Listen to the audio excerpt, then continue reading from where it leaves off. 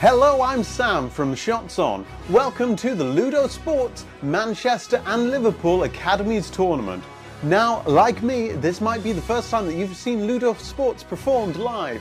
But don't worry, we're going to have experts with me all day in the commentary booth to make sure that all your questions are answered. But here's a quick rundown. LudoSport is a mixed-gendered, lightsaber-inspired sport focused on respect and control. Athletes compete one-on-one to score points by making contact on specific areas of their opponent. There are two types of hits: a non-mortal hit, known as an E, or a mortal hit, known as an R. Players call out hits on themselves, maintaining an honor system. If a non-mortal hit has been made, the player who has been struck must lower their guard and give their opponent an opportunity to score a mortal hit, an R. A round ends when a mortal hit is scored and the attacker earns a point. Matches are best out of 3 or until a 90-second combat time limit is reached. The time limit is removed in later stages of the tournament. But it's not just about the hits. Style and form are also rewarded and scored. Players' control and use of their chosen combat form is rated throughout the tournament, leading to both a combat and a style champion and leaderboard.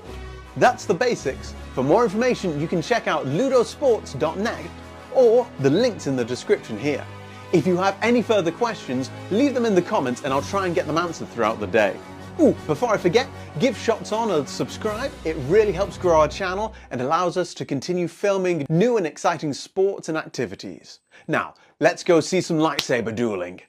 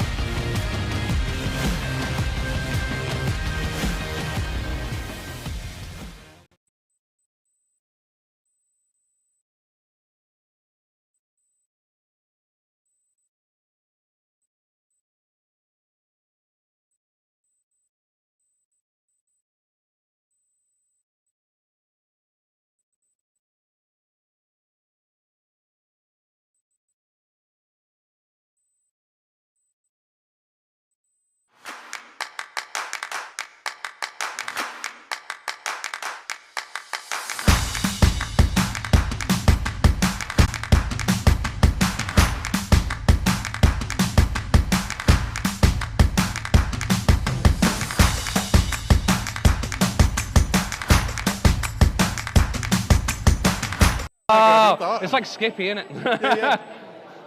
Yeah, I've just got your name written down as Matt. My government name. Yeah, your government name.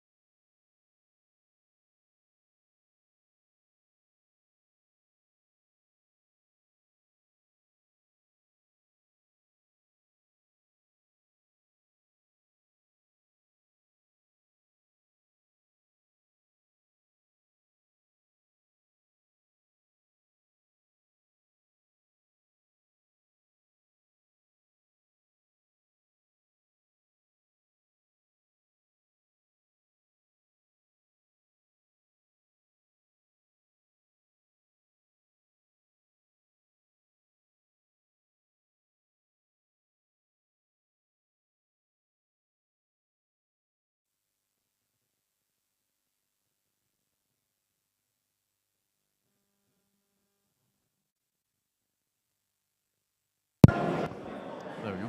Hello and welcome back to the LudoSport UKARENA Tournament 2024. I'm Sam Davis from Shots On, and with me I've got Dan Salmons from LudoSport Manchester. Fantastic. So Dan, we're about to go into the knockout stages of the competition now. So everyone yesterday played in the pool stages. They've got their positions sorted from that. Yep. So can you talk me through, are there any changes to the rules that we might be looking at from pool play yesterday? Yep, so it will now be the first to 3 rather than 3 rounds total. The total time limit will be 180 seconds rather than the 90 seconds that we were having in the pools yesterday. And because we need to have a winner of each match, it will in fact be that doppios will no longer be counted, because that would then lead to a draw in the knockouts, and we can't have that. So in terms of being a bit different then, as you say, so we're going to see it, a potential of 5 rounds per Potentially, yeah. Okay. Yeah. Potentially. So a bit more taxing on the athletes, but a good way of determining where everyone's standing is going to be. Now, we do have two arenas set up today. Unfortunately, because this is going to be very fast in between the duels going on, and it is a knockout stage, we will be doing our best to get as much footage from both of the arenas as we can, but we may miss out on certain duels if they do overlap. So we apologise for that in advance, and we hope that we get the athletes that you're here to watch today.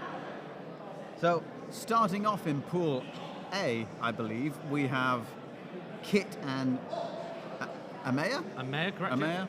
Right, sorry, I'm terribly dyslexic, so I do apologise. I'm just going to wrangle everyone together and get them all set to go. So Dan, being the main man here, having to just pop off to make sure that everything is running to schedule. We've had a few technical issues with the stream out today, but it looks like it is currently under control.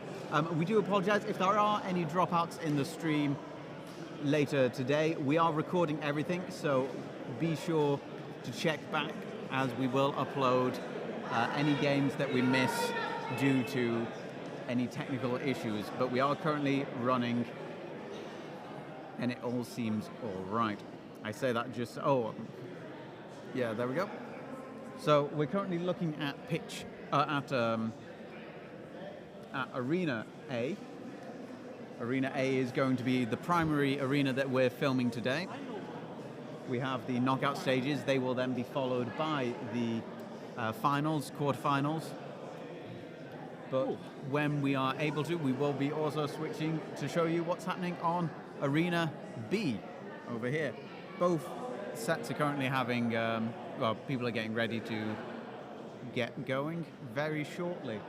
So I believe in the next 5 minutes we're going to start seeing the tournament begin. I do also apologise because of the quick nature of the tournament. We're not going to be displaying names in the knockout stage, but you will still be able to see the scores as they happen.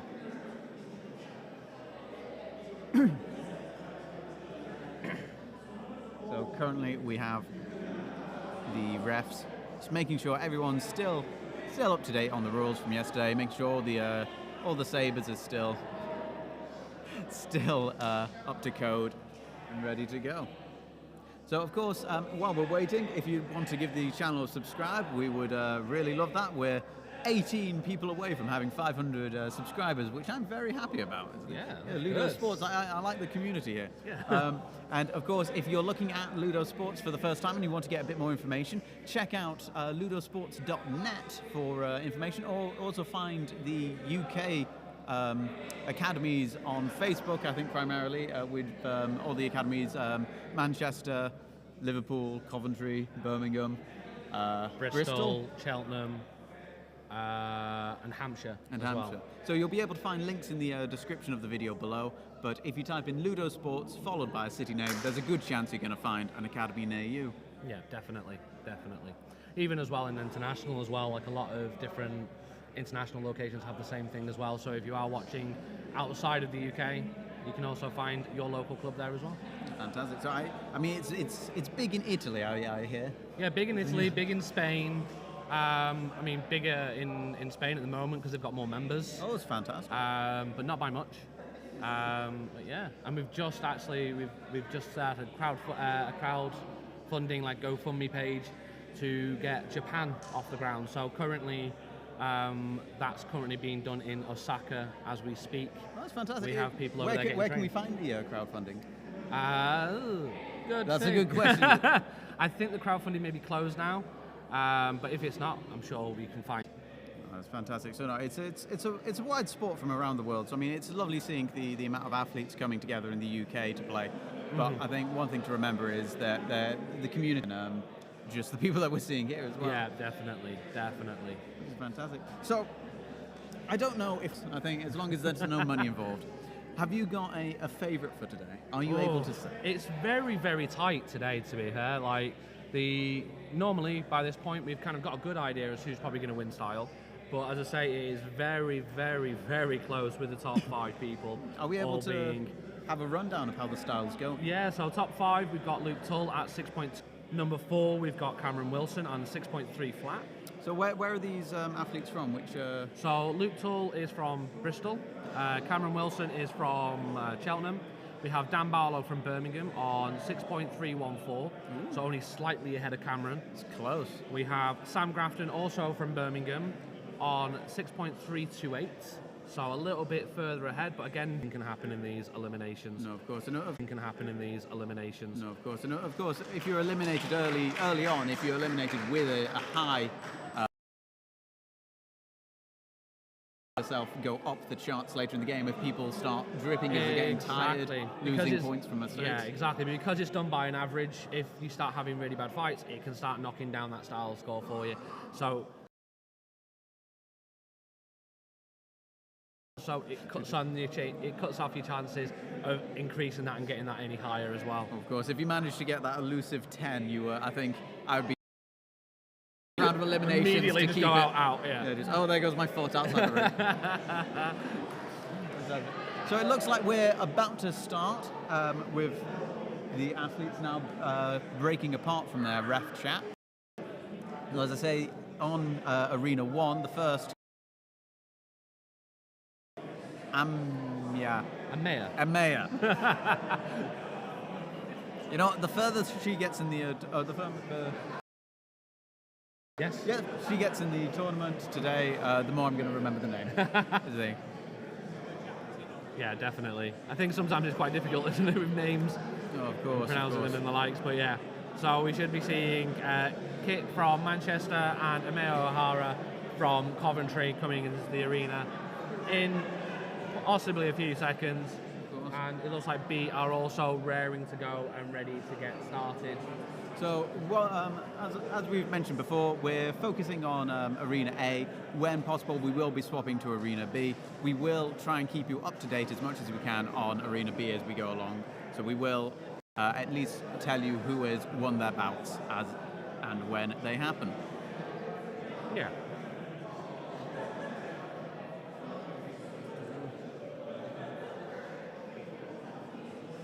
So last minute checks from the refs here as they're just making sure that they're both on the same page.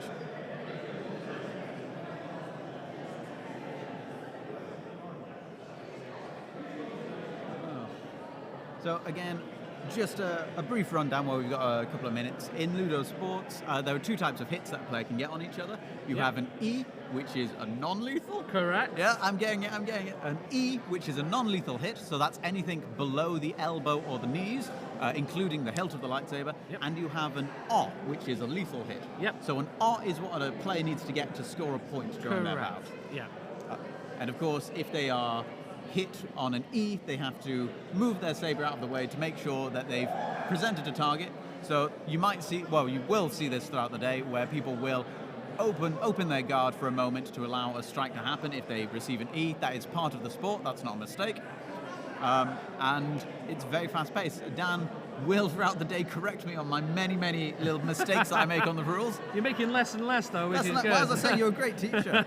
So as I say, like if you want to learn, Manchester Academy is the way to go. I think if you can take me and teach me a little bit about the sport, you can teach anyone, I think. So, and again, just to reiterate what Dan said earlier, each round today in the knockouts is the first 2-3, not the best out of 3. Yep. So we might see up to 5 bouts in a single duel. Is that the right terminology? So a duel being... Yeah, so we have a duel, and then each segment of the duel is called an assault. An assault. So we should see up to 5 assaults per duel, yeah. Again, there may also be slight delays today as of yesterday, we do just have the one toilet for many athletes, and if my experience in tournament play has been anything, you need to get in there early. Yeah, definitely. I'm just going to find out what the hold-up is, and I'll be right back. I will riff at you for a moment by my lonesome. So, on Arena B, we can see that the athletes have all taken a little bit of a seat there. In the big picture with all the athletes in today. So I believe we've had one dropout today, which is giving Simon a bye in. But we're just about to start off now with our first bout of the day. We have Kit versus Amaya. One day I'll get it.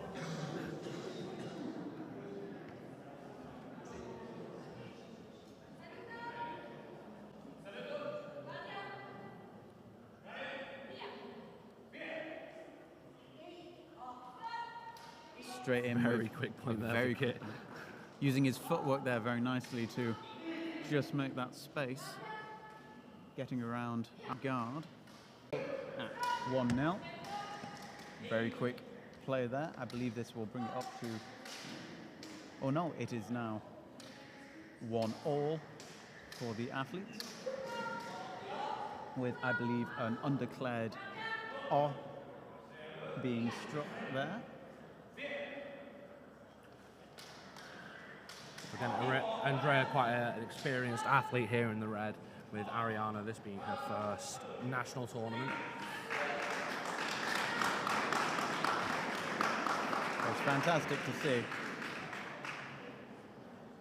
So Ariana currently in the lead with 2 points over Andre's score a third. very, very impressive play for a first tournament.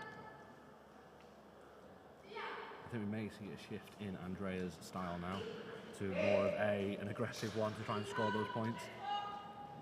I think, of course, at that point, he's only got 1 point left before being knocked out. You're going to want to try and throw everything in it. Exactly.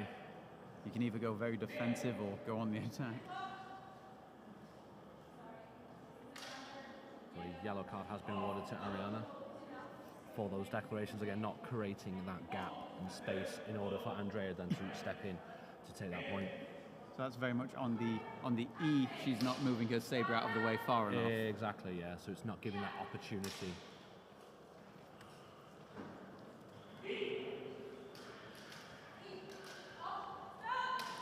Some rather nice stuff there from Andrea.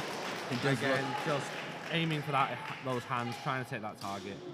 Taking the tempo up. This now brings it to a sudden death with 3-all. This is the point there. Very tense at this point now.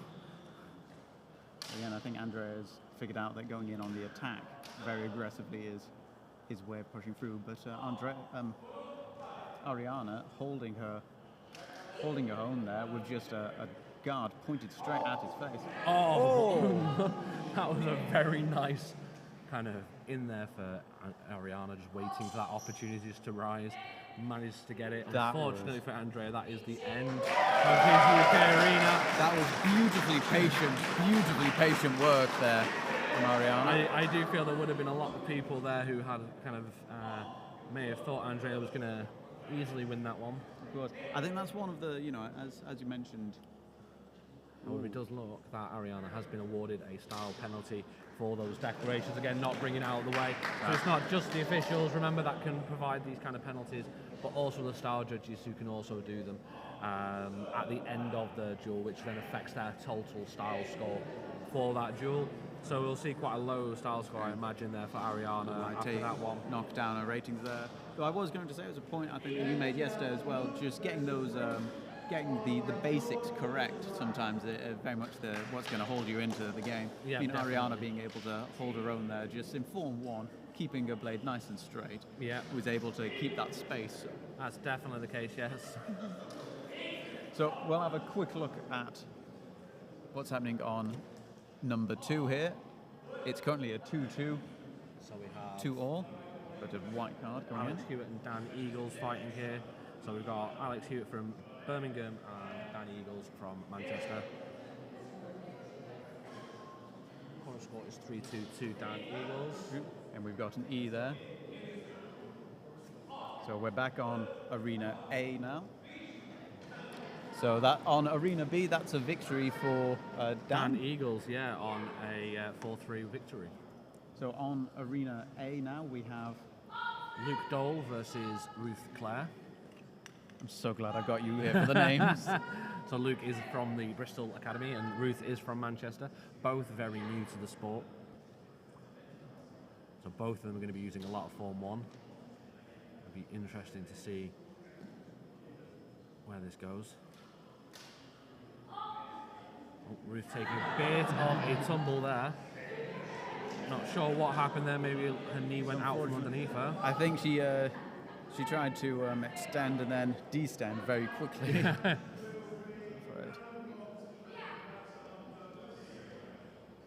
It's a very easy thing to lose your footing. Indeed it is. We've got two very different kind of styles in Form 1 right now. One that's very kind of relaxed and, calm, and one that's very quick and sharp. Both of them not wanting to give the other a point against them.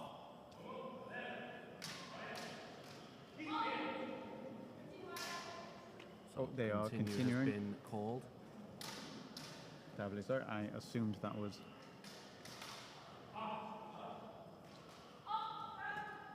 So that's a third R. Well, potentially, we are having a discussion. So looking at the gestures there may be some concern about charging between the two athletes. Charging. So moving very, very straight into one another rather than coming off those lines that we like to see within the sport.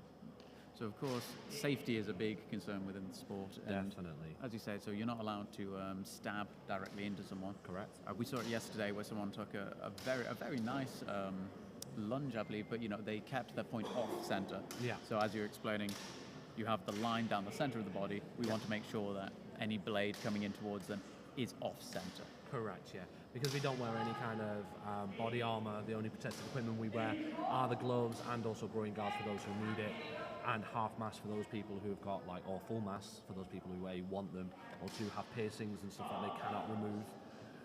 They're the only kind of guards that we actually are required to wear.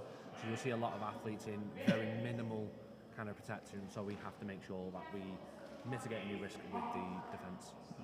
I believe the refs are just giving a friendly reminder just to be careful about strikes across the face. Yeah. So of course the top of the head is a perfectly fine target to go for, but you can't go for the neck or the face. Correct. And I think some of the plays there were just getting a little bit close to the face for comfort. Now we're just making sure that the blade is working here. We can have a moment to have a look at Arena B. I believe a point was just scored there. That's correct. To Jamie McGee in the green there, with Thomas Farrell currently competing. And we're back on Arena A to finish off this bout. This potentially is going to be the last round unless Claire is able to get her points back in here. Making a nice E there to take the pressure off her. But it does look like this might be an R rather than an E, with a strike to the shoulder blades. Yeah. So that would have been very close, and therefore Luke continues on to the next round, and that is the end for Ruth in this tournament. Oh, I do beg your pardon. Sorry, Ruth. I believe I called her Claire. It's because her second name's Claire. Okay. So I was half correct. If we have a quick look on Arena B now. I believe the last bout that just happened. Oh, I didn't catch who the victor was on that one. I believe it was Jamie McGee with a victory of 4 points. 4 points. So we've got our first art there, and back on to Arena A. Over here we have 2 players that I don't know the name of. So we have George Rose in the blue and Ryan Hickson in the beaver tunic. In the beaver. So a tap on the hilt of the saber there, sending him backwards. Now 2 very different styles here. One very jumpy, getting in and out. The other one very calm and waiting for that moment. Waiting for a mistake to be made to just get that very quick tap in.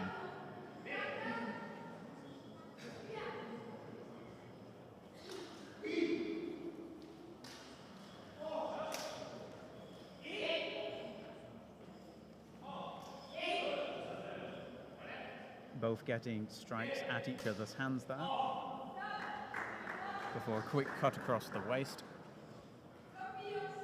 But it's been declared a doppio, I believe. So both players in a doppio means that both players have made contact at either the same or reasonably the same time, which has nullified the point.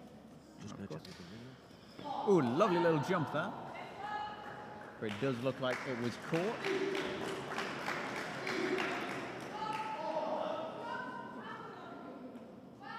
That brings the score to 1-1.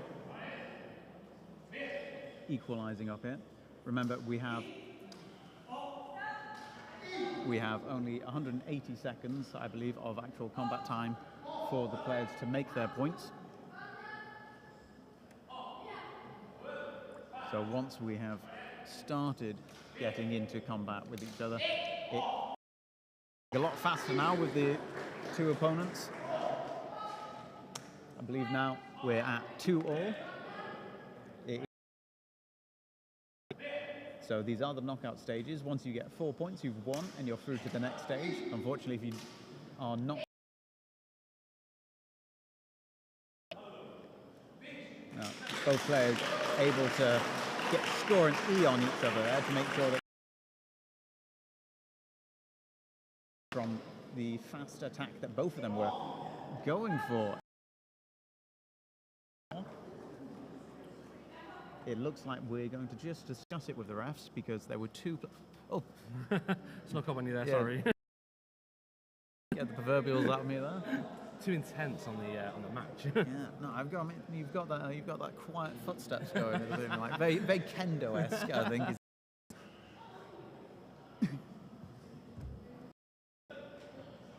So it looks like we're calling that a doppio for both athletes made contact at practically the same time.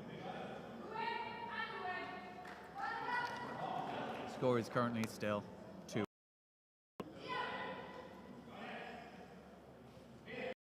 We're now on the ground going for another roll. It didn't pay off for him last time, but he has put a friend. And just being able to get a bit of contact there with the hilt of the blade to relieve some of the pressure being put upon him. Ooh, lovely spin and attack there.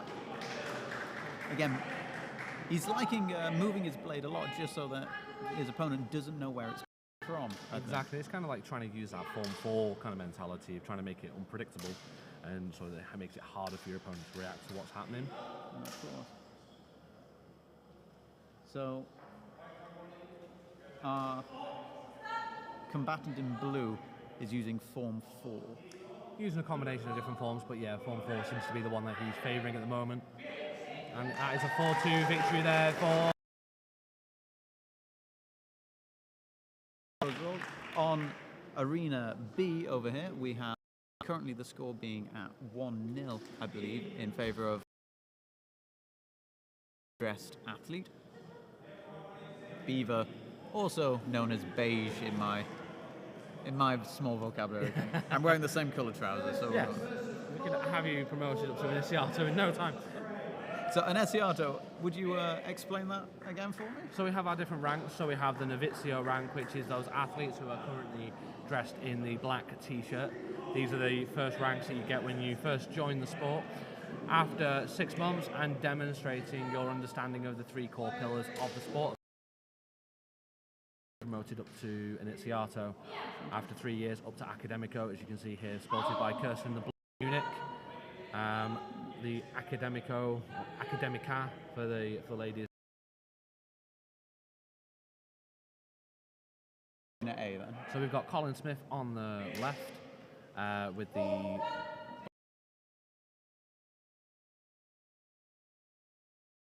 on the right. Fantastic. So Kirsten just getting the first.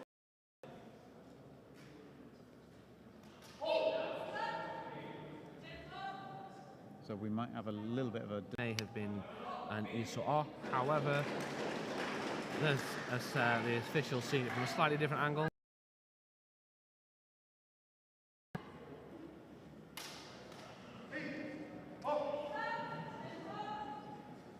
Now, Very quick point. sorry, the combatant in black is called... Colin. E didn't quite move his blade out of the way enough and corrected himself by moving it even further back, allowing for the point there. Yeah, correct.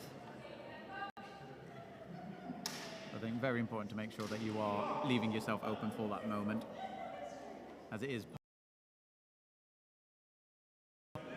I think it's one of those interesting things. I was having a conversation with, well, it's actually my sister. It's her birthday today, so about Ludo as I was driving in today, and we actually were, discussing. People are saying oh, you could get in there and you could beat them X, Y, and Z way and all that. Mm-hmm. But it's in the same vein as me saying I could beat a boxer by kicking him in the groin. Exactly. If you're not playing the actual sport itself, it's I can pick up the ball and run with it. Exactly. So it's one of those things where having the E where Just see a tiny little Andrea shuffling across the camera there.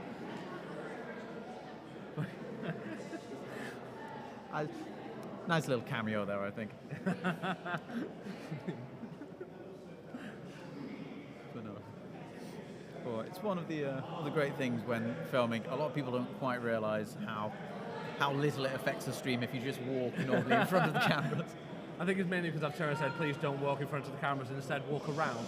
But some people still go through that middle way. So we're back in play. It is currently a 3-0 lead for Kirsty. Both of them making a bit of space with an E there. Oh. So this is interesting. Here, we will see. So it looks like Colin was in there a little bit quicker. Oh, it does look a little bit like Colin might have this point.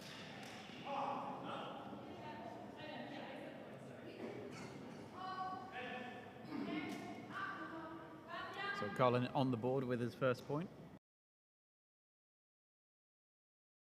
Lovely dodge from a footwork there. The doppio there again, but we will see. Yeah. Have the assistant there. So the doppio being a term for when. Exactly, yeah. So now they're just double checking to make sure to see if it was. There was a slight delay between one or the other.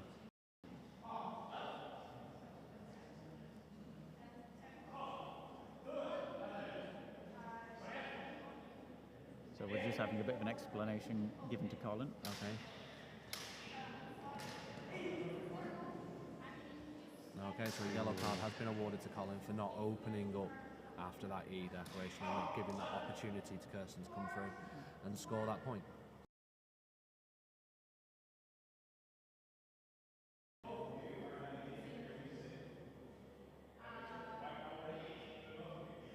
Saying that maybe she didn't receive, Possibly the card has been given, and I think the ref are sticking with their decision. For both combatants, you know, winning the round or winning the duel on a yellow card might not be exactly what they want.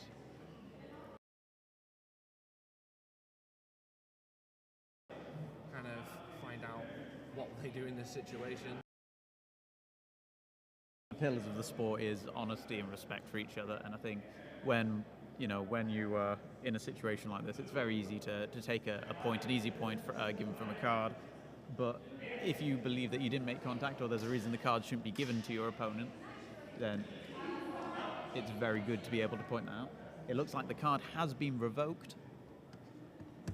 That's what we like to see in the sport. In the game. Fantastic bit of sportsmanship there displayed. We're now still at 3-1 in favour of Kirsten, but it is still to play for. Colin needing to get 3 points, Kirsten needing to get 1.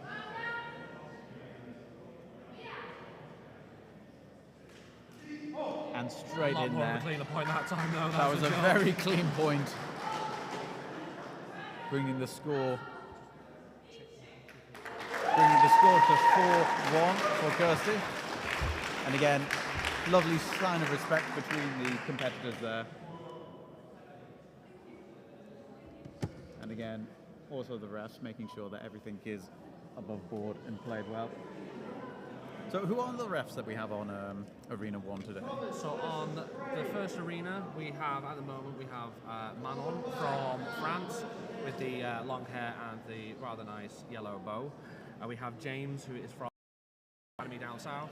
We have Eleanor, who is the one with the shorter ginger hair in the little high pony. She is from Sweden and she is our head official for today. And the gentleman who's just joined them in the arena in the orange tunic is Philippe, who is the style judge on this arena as well. Also from Sweden. It's a lovely place. So in the arena today now,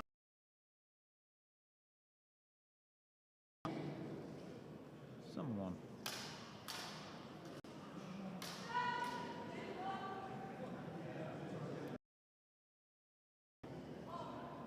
I should have been keeping track of this. Fantastic. So I believe this is Thomas versus Craig.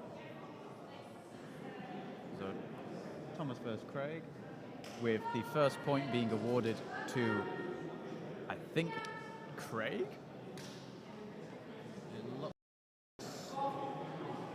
However, it looks like Thomas has come back with his own point there fairly quickly. And it looks like on Arena B we are finished. So Arena B have finished all their bouts. Correct, yeah. Are we able to have a quick look at who is through and who won their bouts in arena? Yep. So we have Harry Alott has moved on to the next round, and he will be facing off against Luke Tull. We had Clarissa Hearn, who will be going on to face Chris Beattie, who are both clanmates, so this will be an interesting duel. Dan is now going to go on to face Stephen Clancy from Birmingham. Jamie McGee won his, went on, and will be facing Daniel Kay in his. Won his and goes on to face Andrew Nye. Terry Anthill out against Sean and will go on to face Bruce. Simon got a pass straight through because we have unfortunately had one athlete who is sick and so hasn't been able to make it to the second day. So Simon has had an automatic pass through, so he'll be facing Hannah Gilliland. And then finally we had in the battle between Reese and Greg. Reese won that and has moved on to the next round to face Ian Smith. Fantastic. So we've just seen that. I believe we're going to replay the point there due to a bit of faulty equipment. It's currently 3-0. Again, a very nice exchange techniques there. Getting a very quick off there.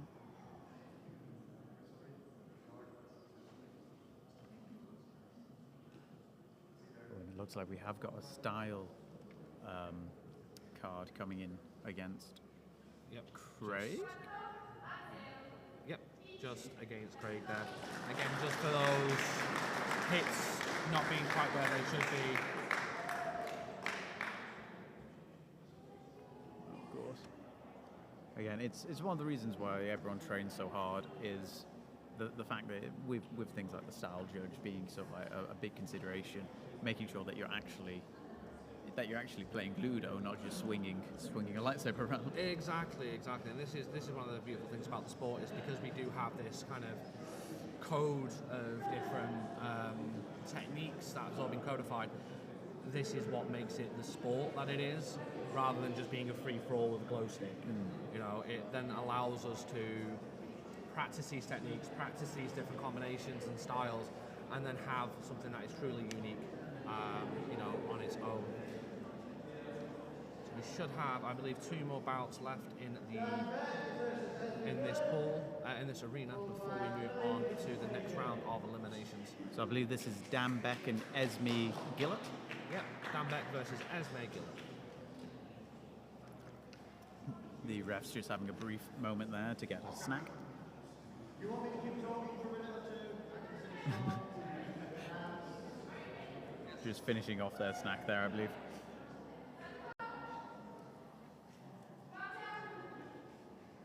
So we have Dan on the right of the screen and Lily on the... Sorry, Esme on the left. At my... So a very quick point there for Dan. Yeah. Esme, I believe, still in her first year of training. Both of them in the pool play round. Both scoring Lily on each other there. And backing up, some really good decorations there from Esme as well. Nice, bringing that blade out of the way, completely out of the line. I think you're right. If there's ever a point to demonstrate what a good E-decoration looks. That brings the score to 2-0 for Dan. A nice point scored by Esme there.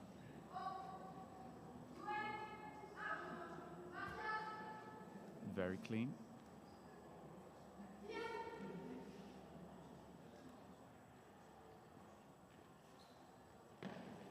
So both, a little bit more cautious this time.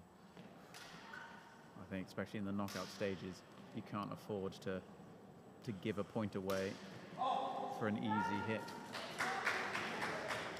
It looks like Esme is equalised. We're having a slight discussion with the judges. A little bit of a stab there, possibly due to both athletes, but we will see. Stepping in towards each other. Yeah, exactly, a little bit straight on movement there. Of course. And style judges run in. again, being the most stylish person on the arena with their orange tunic. Yeah. I was going to say jumpsuit, and that's it's just because I saw them doing a lot of jumps yesterday when they were practicing. Yeah. I mean, it could, yeah. Quite acrobatic.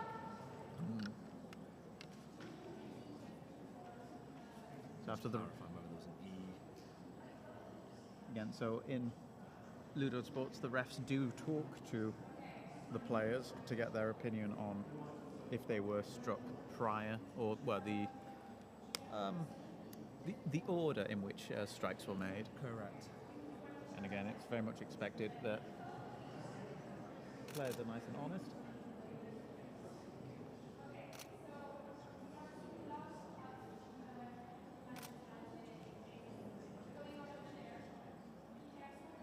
So I think this is just going to be a slight advisory warning. No cards drawn for being careful. I think for swinging without control of the blade. Yeah, there seems to be quite a few things that they're kind of picking up on here.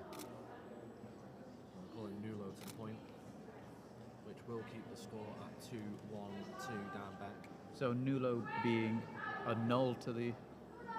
Yep, that assault is nulled, so it will not continue, and they'll just refresh it and replay for that point.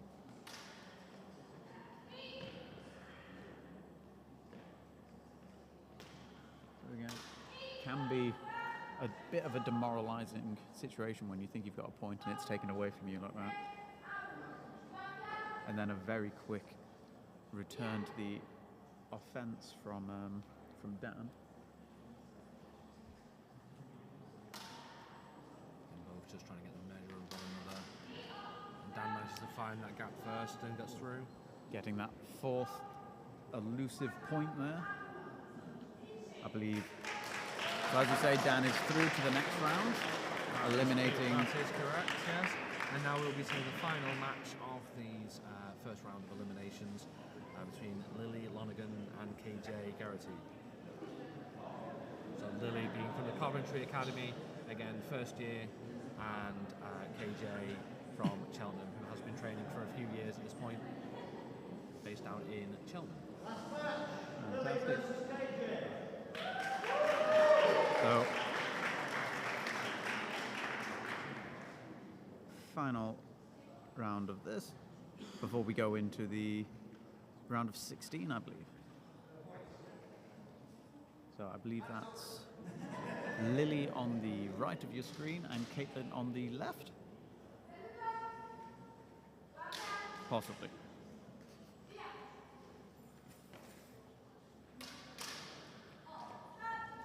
Very quick 3 strikes there from Lily, just trying to establish that first point.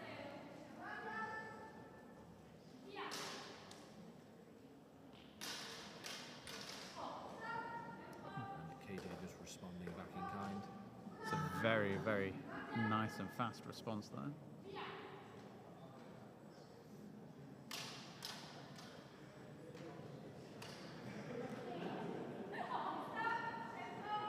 Quite a lot of stuff was happening there with KJ chasing Lily down for that point and eventually getting through. Again, it's nice seeing a lot of smiles from the athletes as well when they're competing.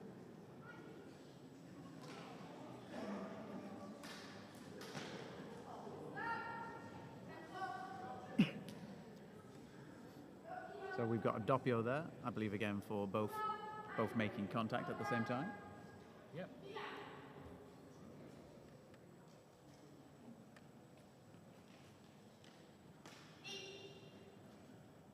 So again, all the points are to play for at the moment, with a 1-point lead for KJ, but this Very much looks like that one's now gone. equalising with a 2-all.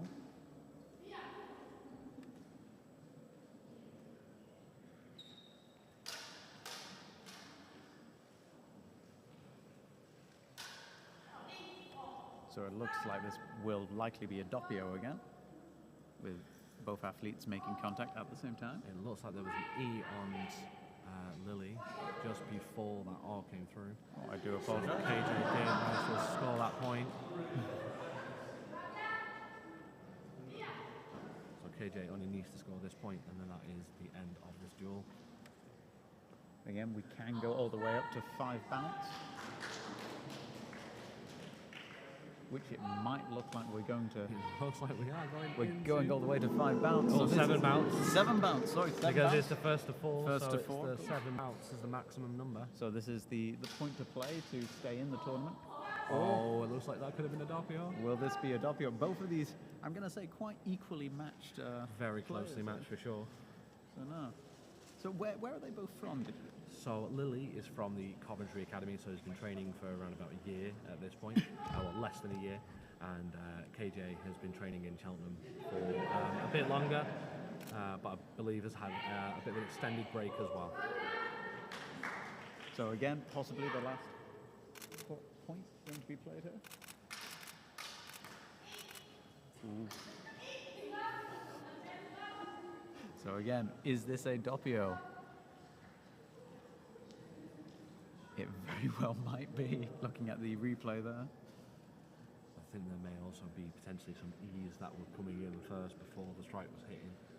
Let's see. Which is possibly what they're looking at right now. So could this be a yellow card? Possibly. So we might see this extended bout, the longest one that we've seen today, ended on a yellow if that's the case.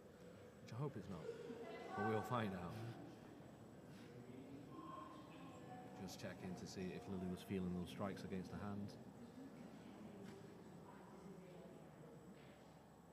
And KJ is saying that she didn't feel making contact with the hands.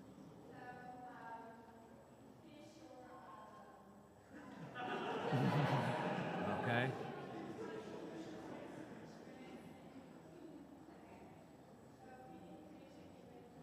So that's it. Okay. A doppio. Another doppio, both of them making contact at the same time. We will replay this round once again. So again, I think this is now the 9th bout. Quite possibly. We may end up running out of time. Oh! How are we looking here?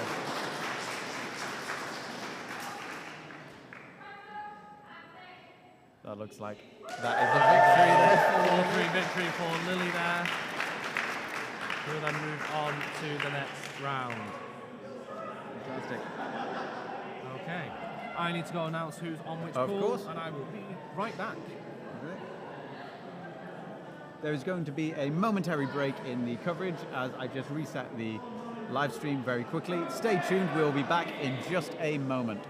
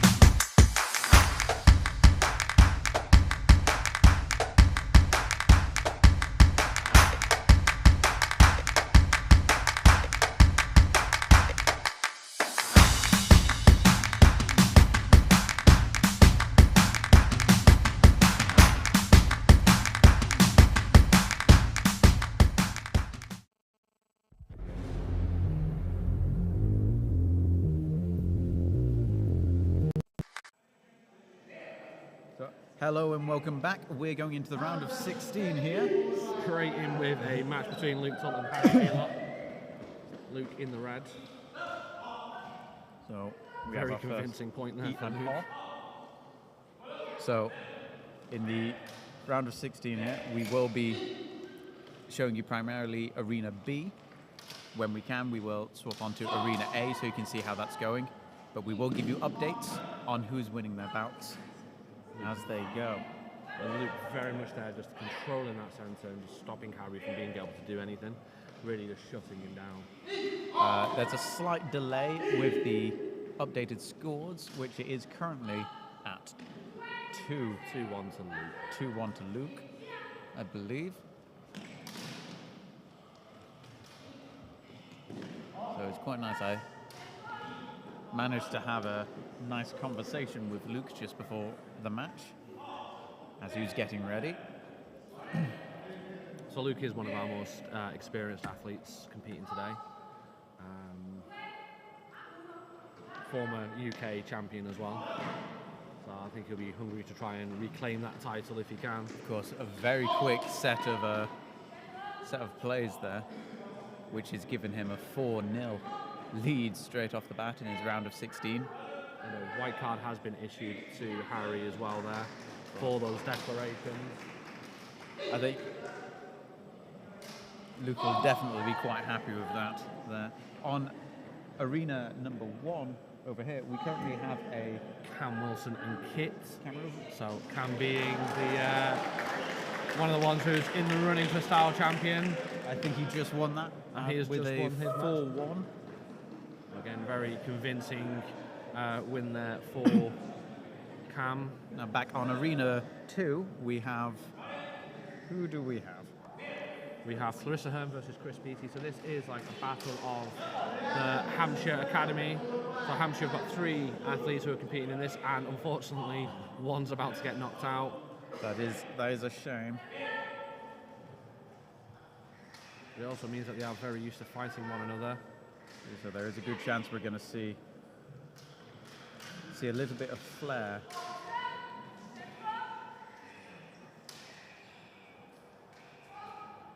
Both of them giving a lot of respect to the other here, not wanting to get too close and lose that vital point. It looks like some E declarations were missed by Clarissa there, which null and voids her point against Chris, as they happened just as she was entering in. an E being called there, forcing a bit of a retreat. Oh, sorry, wrong pitch. Both of them using a bit of form 2 right now. Chris again really trying to move that blade around, whereas Clarissa's really holding that point. Ooh, looks like that could have been either a point to Clarissa or potentially even a doppio. Potentially a doppio. It does look like it's a doppio with a declaration being missed. So an actual E sort R, so it was actually an E came in before the R, so it null and voids it. And Clarissa has been warned about her declarations. The score's still at 1-0. Ooh, Chris taking those hands to get that space to come through before catching that final point.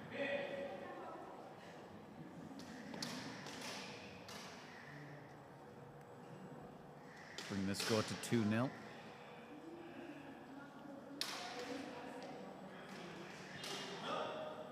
Okay.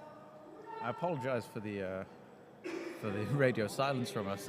I think we can just feel the intensity from both these players. As you say, they both train together. They both want to get in. There's definitely a lot of history here between the two of them, It's both just, trying to get around the other. It's just very interesting to watch the two of them. You can kind of see the tactic that Chris is going for, which is very much take those hands, get that point, and Clarissa knows that, and just trying to move them out of the way to make it a bit more difficult. But Chris manages to find that spot once again. Does look like it's a clean sheet with a 4-0 win to Chris. Very I think quick. in that duel, one thing that stood out to me was pretty much the hits that weren't made, really. You know, there's a lot of times where, you know, someone who is a bit more cocksure maybe, so would jump in and be able, you know, and be struck back. And having that patience to look at the other person dead in the eyes and actually go like, I'm not going to take this opening that you're trying to give me. Yeah, I mean, sometimes it's also a case of that they could very much have missed it, and instead of trying to dive in and catch that point, and therefore open themselves up. Very quick point there straight away from Skippy, using those daggers that he loves so much. So again, we can see that there are different types of weapons that are used within Ludo. You are able to swap throughout the tournament what type of weapon you use. We're seeing Skippy, I believe you said, with daggers here. Using it very effectively, both, well, pretty much landing 2 strikes at once to keep his opponent off their feet. Yeah, and this is the difficulty it is when it comes to fighting daggers. Dan's doing very well to hold his own and not get completely taken apart here. So he's having to use the full space of the arena. Especially seeing that Dan has not really had much experience fighting daggers, let alone Skippy, who is incredibly fast with daggers. Very proficient. I think in a situation like that, your feet are as good as a block, really. Yeah. Skippy does have himself the nickname of the fastest man alive. That's fair. It does sound like Skippy may have struck himself. No, it was a... He declared that he hit himself, and Henrik went, yes, he did. However, your strike landed on him first, so it's okay.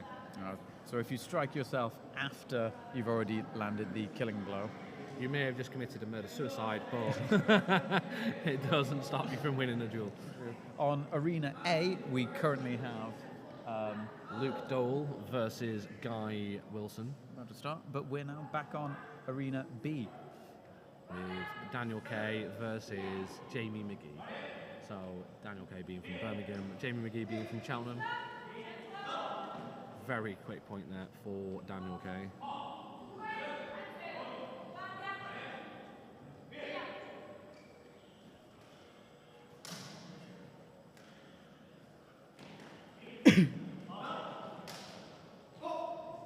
So again, it's taking those moments just to very quickly get his points. Ooh, Going for a big I could strike. feel the wind on that one. Just trying to hit that blade so he can try and divert it out of the way, which sometimes works, but also at the same time, Jamie's not completely unused to it. So I think there is, to remember in the round of 16, we're getting players who potentially are going to get into the finals, playing against players who are of a newer level in Correct. some situations. So that's a 4-0 win there. For Danny Kay. Now entering the arena, we have 2 beaver-wearing fellas. So we have Andrew Nye and Alan Bott. So Alan Bott on the, furthest away from us on the camera, from the Bristol Academy, and Andrew Nye, who's got his back to us at the moment, is from the Birmingham Academy. See if we can get them.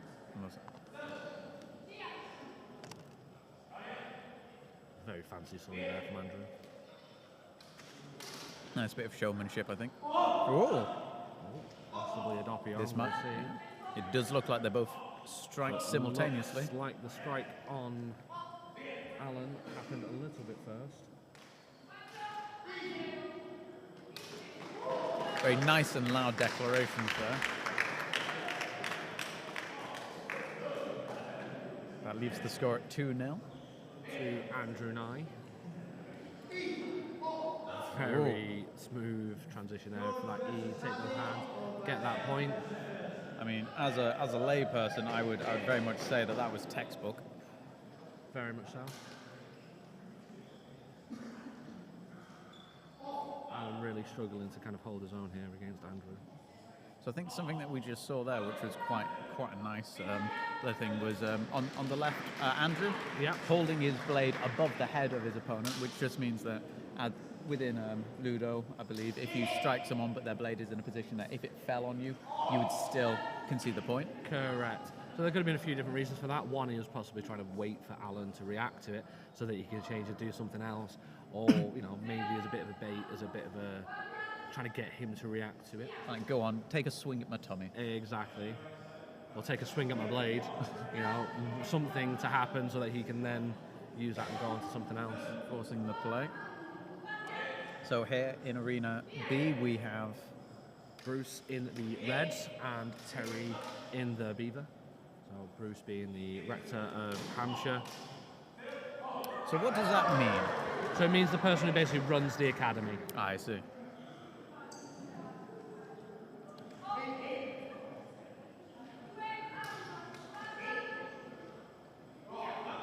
Looks like it could have been a Darpio there.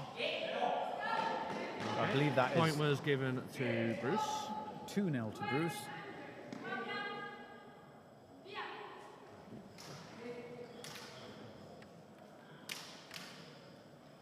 Again, Bruce just kind of trying to work out where he goes.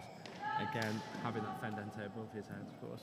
And Bruce is such a fast duelist that I keep on mistaking his E's for O's when it happens because it's so fast. I just assume it's an O. Yeah. He's very good at changing that kind of speed, so sometimes he'll be quite quick. And then the next minute he'll be a little bit slower, and then changes between those two things. It's a very good way of putting your opponent off, really. Indeed, because if they get used to your speed being constant, it's easier for them to then react. Whereas if it keeps changing, it's a lot more difficult for them to figure out what's going on. Of course, the exact same, mentality of a slow ball in baseball. Yeah. Bruce just needing a few seconds there to catch his breath, I think. Well, there's a lot of movement on the around the arena. So I think, as we were just saying, he's changing his speed quite a lot there. He's just mentioning that he just needs to slow it down a little bit to get his breath back. Again, so it looks like there was no point given. Oh no, there was a point given? No, it's still on 2-0. It's still on 2-0.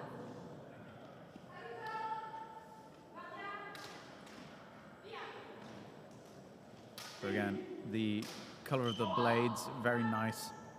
Bit of a help indication so you can see when a hit is made. They will change colour. That helps the judges and the players. Coming through for a nice low strike there to that leg. Just managing to catch him. Ooh. So that was think very that much a took case him of off. Bruce bringing it through and pulled the blade onto his own leg. I think very much he was taken by surprise there. I think he thought he was a little bit further away than he actually was.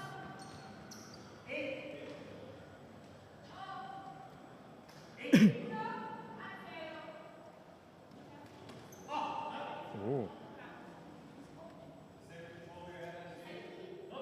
This is a So that's doppio. the gravity rule we were talking about just before. If the saber's above the head when they get hit, it ends up being a penalty for the opponent. So it looks like an art was called. But again, with the mentality of keep making sure everyone's nice and safe, I think Bruce hit a bit harder than he intended and just checking that everything's all right. Exactly, yeah.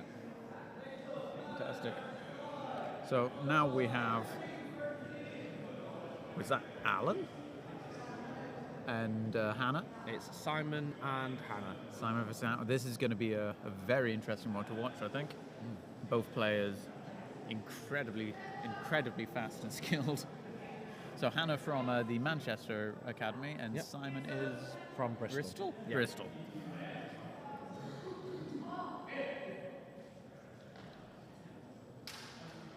I know Simon was saying that he was a little bit worried about this fight last night, so we will see how he does.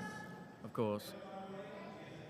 Simon not having the previous round to warm up into this either, but I believe getting a yellow card there. I'm not Yeah. quite sure what that was for. Received a yellow card because he had an E on him and he didn't declare it, moving it out of the way. So it was to give back that that lost opportunity. So I I think think, being very, very quick with these now. To try and I think we're seeing sort of like establish. the standard that Hannah goes in, very aggressive, very fast moving. Really Once she just gets that, pinning him into that corner. Well, if you can get a corner in a circular it's arena. the entire corner of the. Simon trying to get around this time. But I Hannah think- just changing that height so quickly makes it very difficult to react. If you're not used to playing against a opponent like Hannah, being able to move the blade in a way that you're not expecting, it's going to be very difficult. and pushed him to the edge of the arena. May have been, pushed him out of the arena that time for a very clean 4-0 victory to Hannah there. I think she'll be quite proud of that one. I think so too, and I think just showcasing what she's hoping to take into the semi-finals and finals. Yeah, definitely. So I believe it's just the last round of 8 that round of 16 that we're about to see now. Yes, the last fight on the B pool. I think we've still got maybe 1 or 2 left on Arena A. We'll be swapping to shortly. But in this arena we have who have we got here? Reese Beatty in the brown and Ian Smith in the blue. Nice little bow to each other.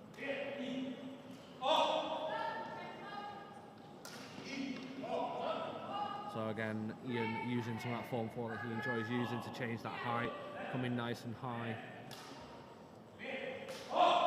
Where Reese was just able to kind of read through it a little bit. Oh, Ian that time having none of it, pushing him out of the arena but scoring that point. I think Ian going for, as we saw with Hannah earlier, a very aggressive chase them around the arena technique. Definitely trying to put Reese on his back foot, make it so he hasn't got much time to think. As we've seen a few times, if you're able to get someone with a back against the edge of the arena, it's a very dangerous situation for them. Yeah, because one step and they're out and they lose a point. Oh, I believe the score is 1-1. Sorry, I put the score at 2-1 there.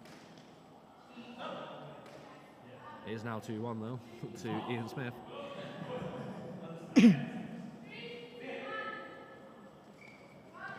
Ooh. Lovely little twizzle. Very close to the edge of the arena there. Simon just very quickly checking, Reese, sorry, very quickly checking his feet to make sure he wasn't out.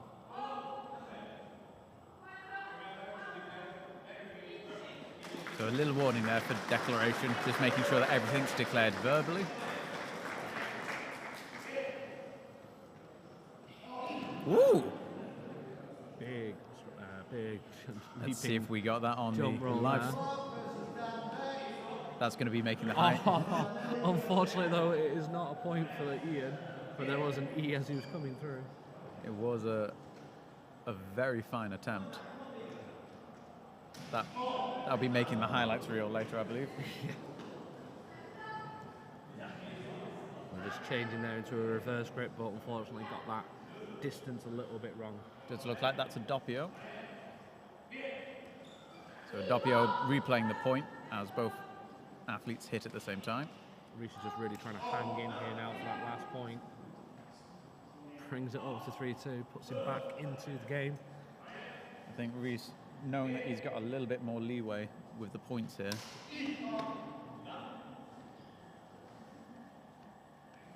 So he is using his body as a weapon here, pretty much using the entire force of throwing himself at it. So again, the whole thing with Form 4 is this idea of changing the height, making things more confusing and difficult for your opponent to read. Unpredictable is one of the kind of the key terms for it. So again, doing these jumps to train this height and, you know, dropping down and doing these rolls is another one. It's also around 3-all. Reese has done very well to bring this back.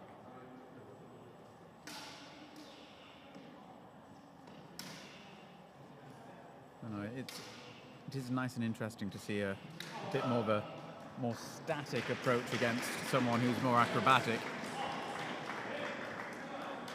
Very well fought there by Reese, bringing it back from essentially a almost a 4-1 defeat, but then manages to get all the way back up to 3. No, so very good, definitely very good play there. Both athletes can be very proud of their performance in that one. I think. Definitely. I think that's definitely one of the, one that they'll both look at as fantastic fights.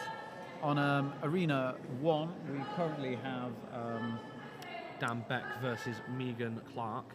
And I think Megan's just scored the first point there. Oh, fantastic. Both of which are both from Bristol Academies. Megan opting to use the single saber today rather than the dual dagger she was using yesterday. Oh, yeah, no, of course, I forgot about that. Very fast plays.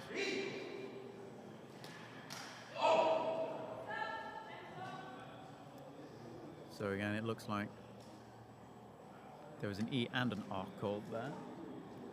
It's been called an Uno. Nulo. Sorry, Lulo. Because I'm not 100% sure as to what has happened there, so... I think it possibly was the E before the R. So an E on...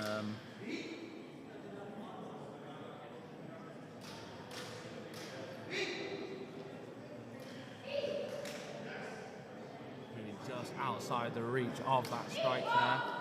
But was not able to move out of that one.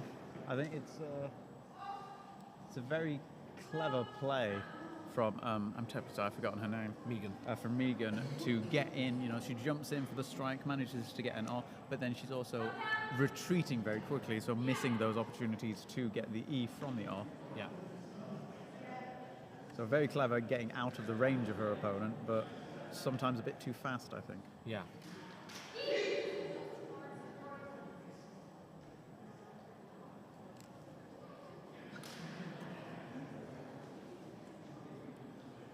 Athlete's just trying to find that gap through. Dan may have found it a little bit quicker.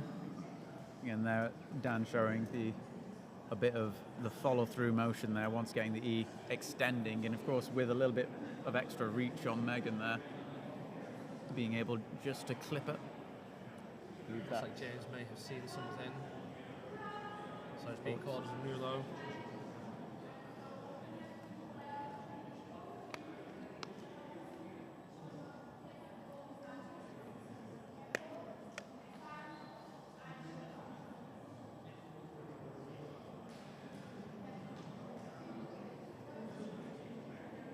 I'm not entirely sure what that was for.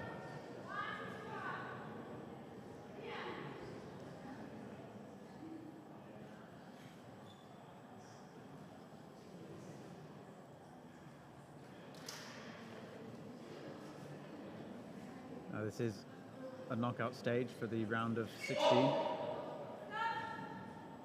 So both players pretty desperate to stay in at this point, so we are seeing quite controlled and measured approaches towards each other.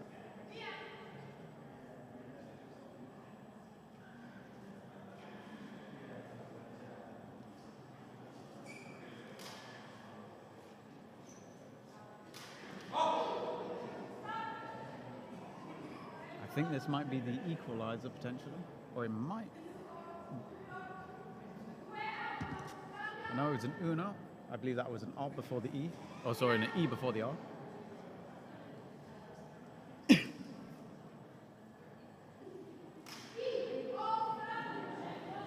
we go, a nice lunge.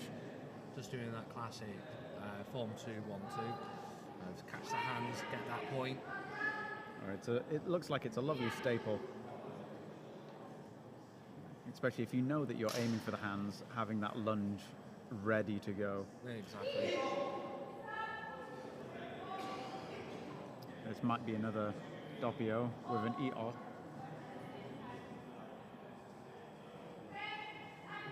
Oh no. One more point to Megan, so this point could be the last.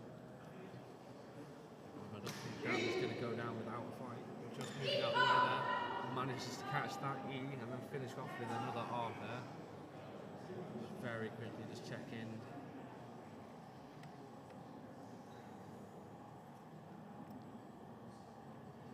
Judges being very diligent on this point. This could potentially be the point to stay in or go out on, or it could go into sudden death with a 4-4 matchup.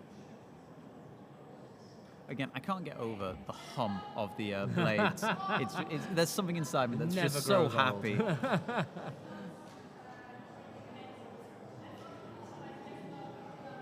Okay. So is this a hanging blade? So this is a hanging blade. So as he's hit that first E, that blade was immediately above his head, therefore it would have dropped down. It does look like Bart is awarding a style penalty to Megan. Is that a point that's been given to Megan, though, bringing it to 4-2? So Megan has won this round, yes, which is why we're now getting the style judge stepping in to award the style penalty to Megan. Because as you mentioned earlier, so once you're out of the tournament, your style points are set. So the further you go in, if you are getting a penalty, the lower you might go down on this style point. So if you're looking for being the most stylish player, going out early can be a viable tactic. Yeah, I mean, if you get a really high style score with just the first strike, with the first duel, and then you end it there, it can't go up or down. True. At that point, as I say, if we get the elusive 10, at that point, just forfeit the day. And I mean, if you get a 10, you can retire at that point as being the only person to score a 10. So we now do have our final fight with Lily Lonergan from Coventry and Dan Barlow from Birmingham in the blue.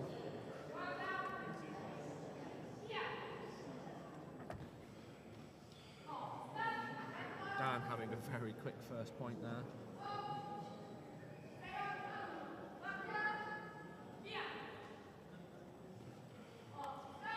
Very quick second point.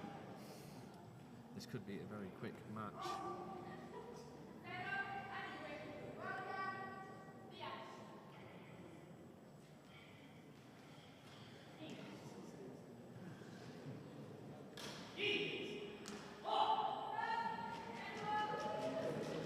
I think Dan allowing a little bit of breathing space there for Lily. Bring the score to 1-all. Ooh. Doing a nice change in height there, dropping quite low, again to really confuse Lily. Bit of reverse grip, changing the hands. Again, finishing off with on those knees again, dropping that height so suddenly it's hard to defend against. Bringing the win. Very quick fight to finish off the 16 finals eliminations. Fantastic. So, what's going to happen now in the tournament? So now we're going to go on to one arena for the 8 finals. So these are the quarterfinals? No, these are the round of 8. The next one is going to be the quarterfinals, and then we'll have the semi-finals, and then the grand finals there at the end. So we're all going to move on to one arena now, onto Arena A. For the remainder of these duels, we will probably have a small break just to allow for the officials and athletes to get warmed up again and get ready to go.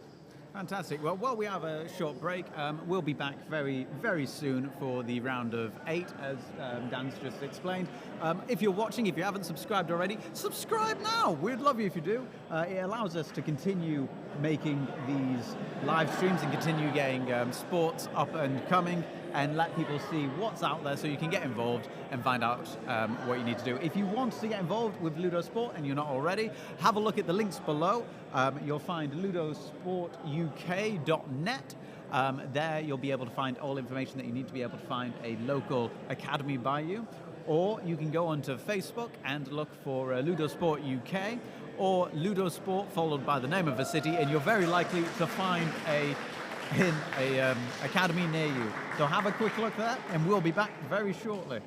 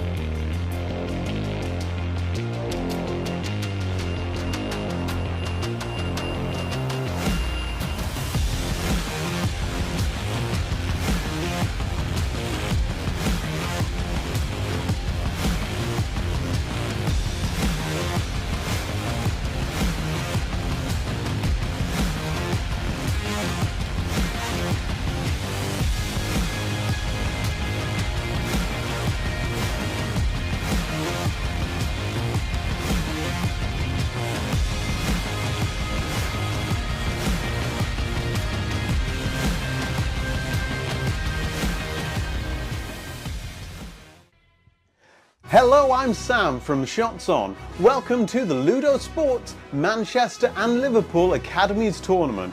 Now, like me, this might be the first time that you've seen LudoSport performed live.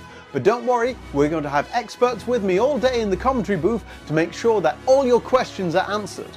But here's a quick rundown. LudoSport is a mixed-gendered, lightsaber-inspired sport focused on respect and control. Athletes compete one-on-one to score points by making contact on specific areas of their opponent. There are two types of hits: a non-mortal hit, known as an E, or a mortal hit, known as an R. Players call out hits on themselves, maintaining an honor system. If a non-mortal hit has been made, the player who has been struck must lower their guard and give their opponent an opportunity to score a mortal hit, an R. A round ends when a mortal hit is scored and the attacker earns a point. Matches are best out of 3 or until a 90-second combat time limit is reached. The time limit is removed in later stages of the tournament. But it's not just about the hits. Style and form are also rewarded and scored. Players' control and use of their chosen combat form is rated throughout the tournament, leading to both a combat and a style champion and leaderboard. That's the basics. For more information, you can check out ludosports.net or the links in the description here. If you have any further questions, leave them in the comments and I'll try and get them answered throughout the day. Before I forget, give Shots On a subscribe. It really helps grow our channel and allows us to continue filming new and exciting sports and activities. Now, let's go see some lightsaber dueling.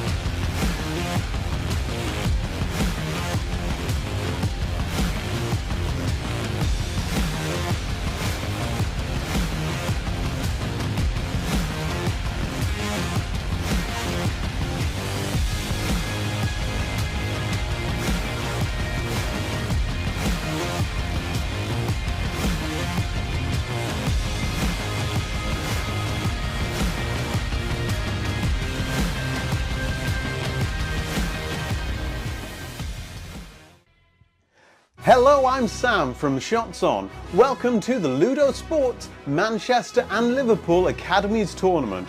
Now, like me, this might be the first time that you've seen LudoSport performed live. But don't worry, we're going to have experts with me all day in the commentary booth to make sure that all your questions are answered. But here's a quick rundown. LudoSport is a mixed-gendered, lightsaber-inspired sport focused on respect and control. Athletes compete one-on-one to score points by making contact on specific areas of their opponent. There are two types of hits: a non-mortal hit, known as an E, or a mortal hit, known as an R. Players call out hits on themselves, maintaining an honor system. If a non-mortal hit has been made, the player who has been struck must lower their guard and give their opponent an opportunity to score a mortal hit, an R. A round ends when a mortal hit is scored and the attacker earns a point. Matches are best out of 3 or until a 90-second combat time limit is reached. The time limit is removed in later stages of the tournament. But it's not just about the hits. Style and form are also rewarded and scored. Players' control and use of their chosen combat form is rated throughout the tournament, leading to both a combat and a style champion and leaderboard. That's the basics. For more information, you can check out ludosports.net or the links in the description here. If you have any further questions, leave them in the comments and I'll try and get them answered throughout the day. Before I forget, give Shots On a subscribe. It really helps grow our channel and allows us to continue filming new and exciting sports and activities. Now, let's go see some lightsaber dueling.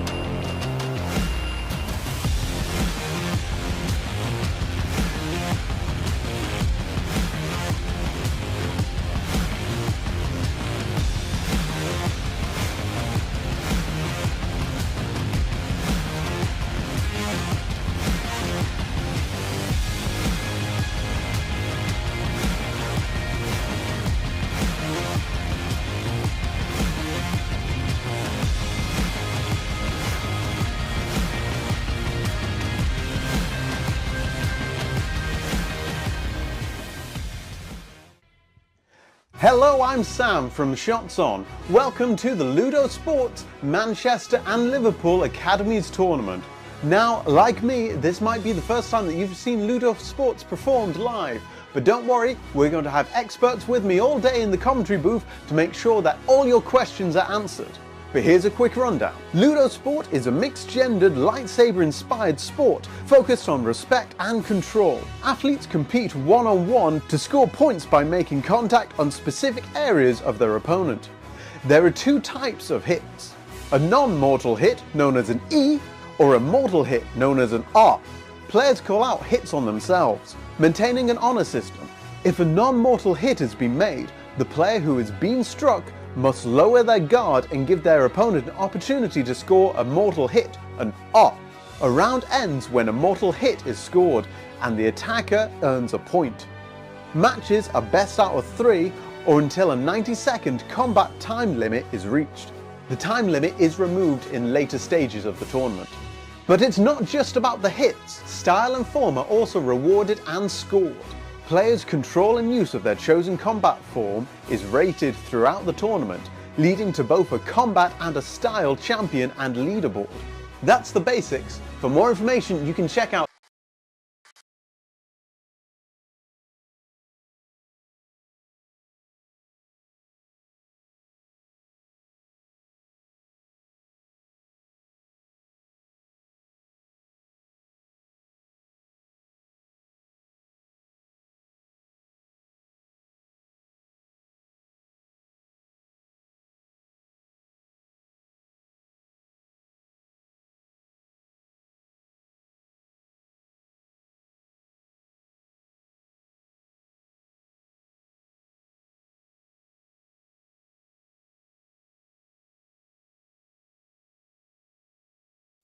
On the right, Will's on the left. Thank you. So we're back now with the round of The 8 finals with Cam Wilson versus Will Vaughan.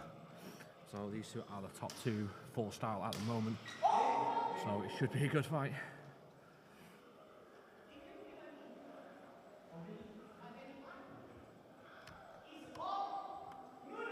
Okay, first one is Nulo.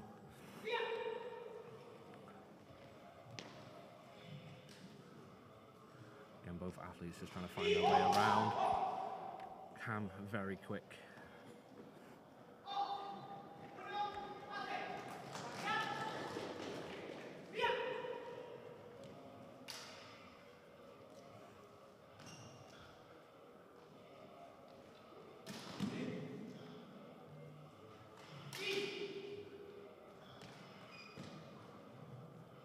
We're very much trying to get the measure of Cam here. And Cam just again using that speed just to kind of cut through and score that point. bringing the score to 2-0. 2-0, yep, to Cam.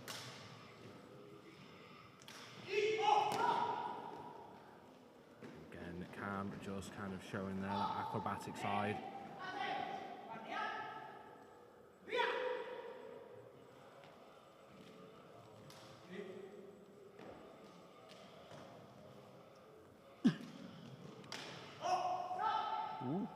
That is a 4-0 win there for Cameron Wilson. Fantastic quick plays there. I know Will would have been quite happy with that performance, but again, at the same time, probably wants to have done a little bit more.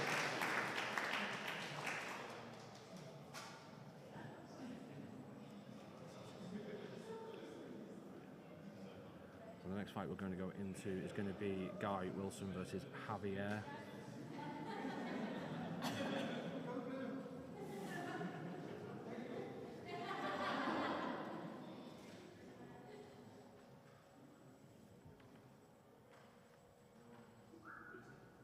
I do apologise for my quietness. I'm just trying to reset everything up.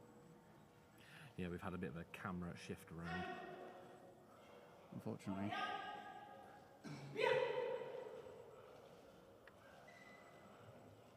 Again, Guy and Javi faced off against each other in the pool stages, so there's somewhat of a rematch for the two of them. And Javi been very quick to score that first point.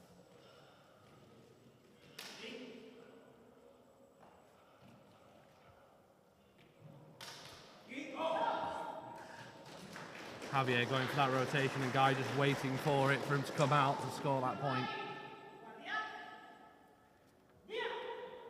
Brings the score to 1-all. And Guy getting ready to try and move in. And Javi just... bit of a roll. And then Javi going in for that kill. Guy manages to survive somehow. Both kind of trying to gauge each other's distance. Guy goes in for that kind of lunge, that dive. He's just checking the knees. A little bit of comedy there from the officials. Brings the score to 2-1. In favour of Guy.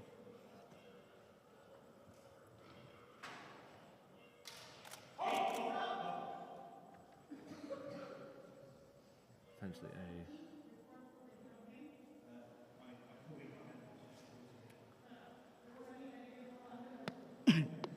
okay. 2-all draw now. Again, Guy almost on the defensive here as Javi is trying to hold that central line, trying to push Guy to the edge of the arena. And it has worked again to give him that 3-1 there now. 3-2, sorry. Guy with the offhand. Javi staying very cool.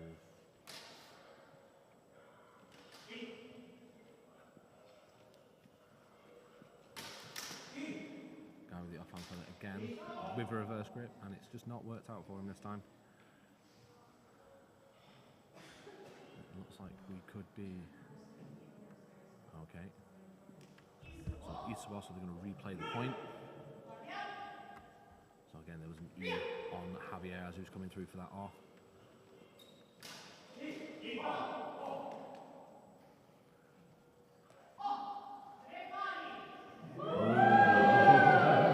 So it's an L3 so this next point wins it.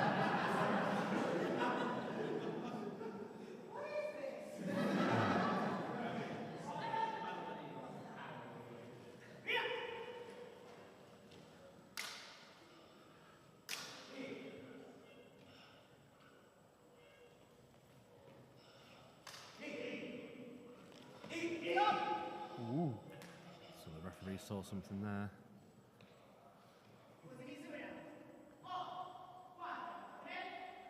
Javier just slightly unlucky on the measure there. So it was going to come through that E into an off. So Guy moves on to the next round. But very well fought from both of them there.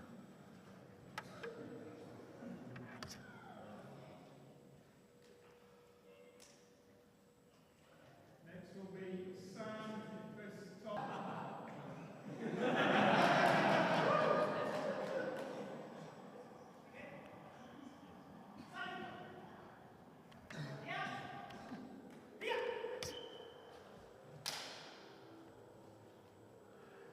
So again, Sam Grafton, one of the top four, one of the top people for style at the moment.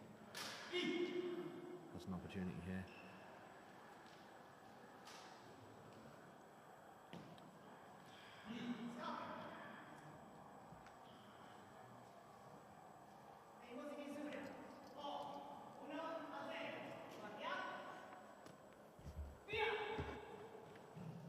A big swing there.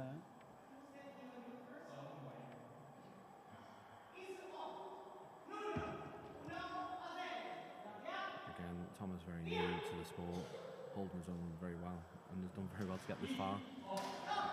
However, Sam is just kind of reading him a little bit.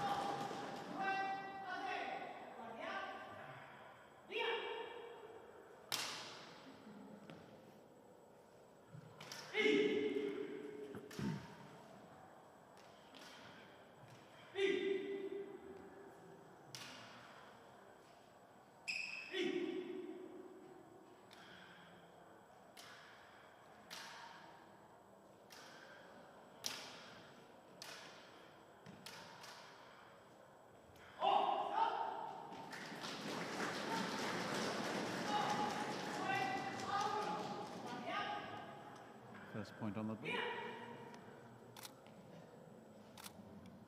Sam going in for some strong hits there, trying to push Thomas to do something. And Thomas does something, but I don't think it's what Sam was expecting.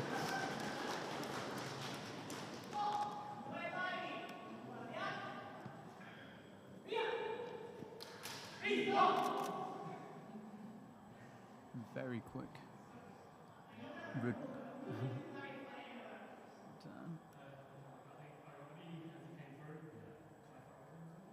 This is very interesting as well because Sam is Thomas's instructor, and Thomas has already beaten one of his instructors to get to this point already. So clearly very good instructors here.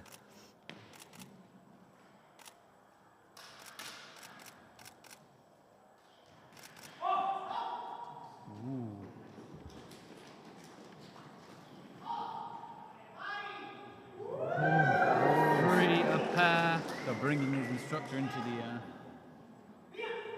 sudden death. But it looks like Sam has just managed to clinch that final point. Not messing around there at all.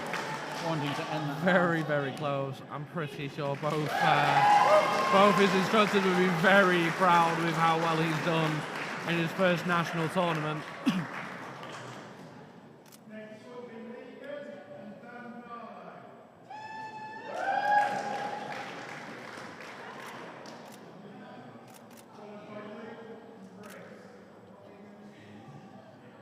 So this is now Megan versus Dan. Yep.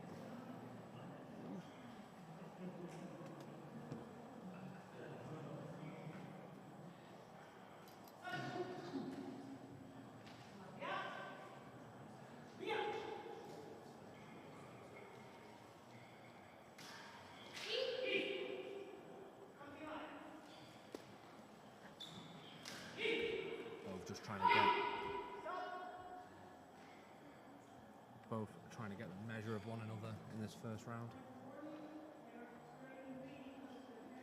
Okay, so that's a white card for Megan for the blade coming quite close to the face.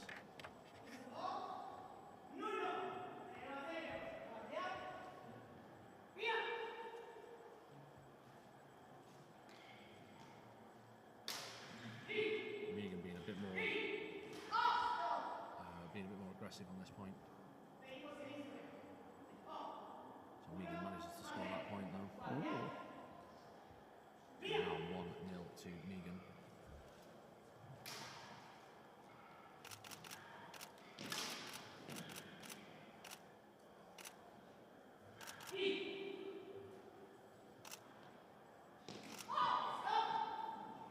Well, it looks like Megan just got caught on the kneecap there.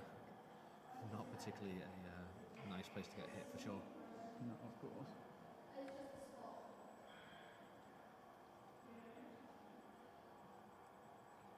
That is the that's the danger with a combat sport or any type of physical activity.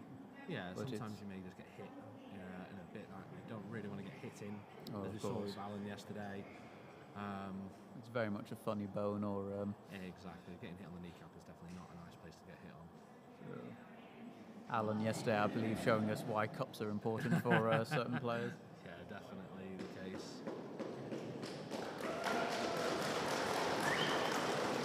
Here the crowd is behind Megan.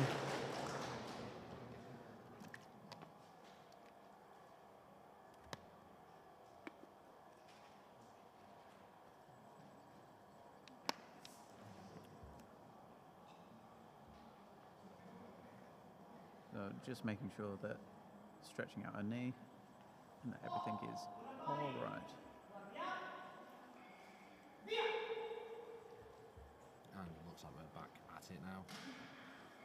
The score is currently 1-1. However, Dan has made quick work to change that now to 2-1 in his favour.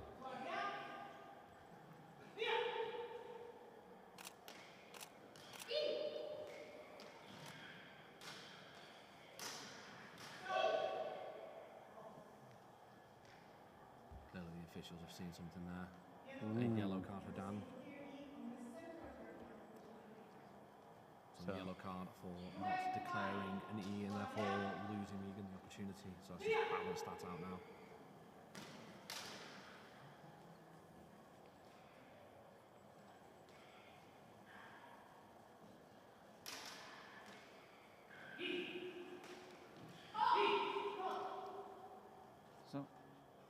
Can you tell me what form it looks like they're both deploying against each other? So Dan is using quite a fair bit of Form 4. Again, his kind of preferred style there. Meaghan's using a blend of Form 1 with a little bit of Form 2, but mainly kind of relying on that kind of Form 1-esque, and then slipping into that Form 2 when she wants to kind of get a little bit more reach and a bit of a faster point. Using Form 1 as a bit of a stable to keep space in between her. Exactly, keep herself protected against the unpredictability of Form 4. I believe that's another point for Dan. Yep, so that is now 3-2 to Dan. Meaghan really trying to hold her own here. Again, Dan getting in there on that leg. And Dan moves on to the next round.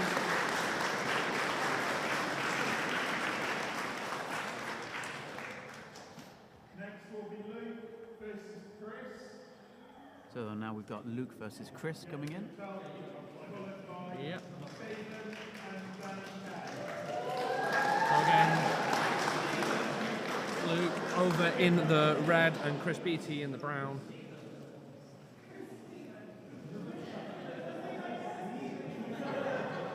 Interesting to see what these two will pull out.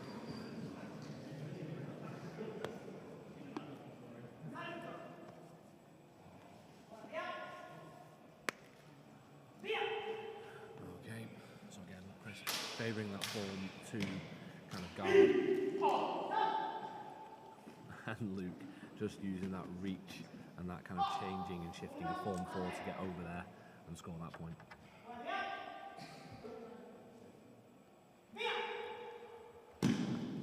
Obviously a bit more of a Form 5 aggressive stance this time round.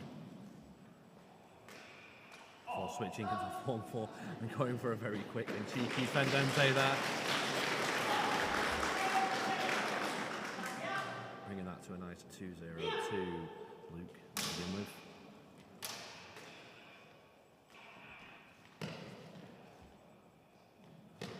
We're just trying to get a measure and work out what he's going to do next.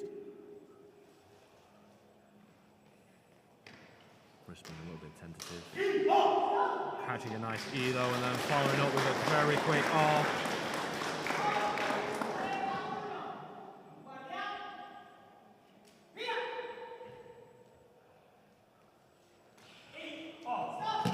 Luke is not having any of that and going, no, this is my arena.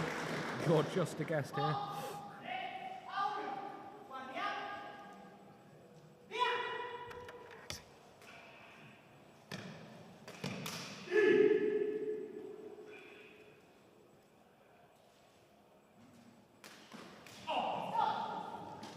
Very nice change on that. Made it look like the blade was coming from one way and then very quickly shifting into something else. Very good. 4-1. I'm pretty sure Luke will be happy with that performance.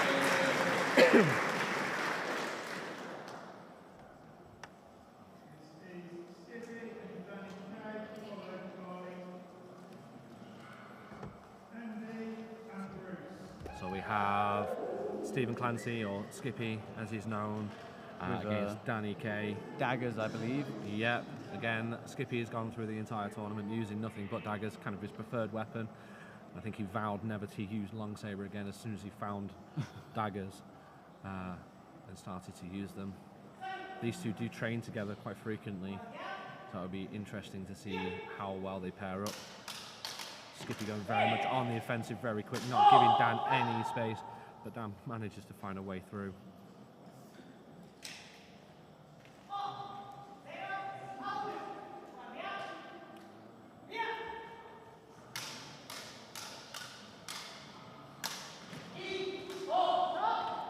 Unfortunate again for Skippy there as he was doing the rotation. Dan managed to get through. It's amazing timing from Dan there, being able to find his way past two blades moving at such a speed at the same time. Yeah, it is pretty good timing from Dan there.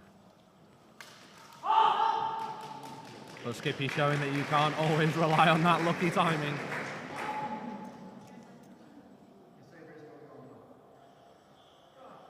So we might have a bit of a saber malfunction here.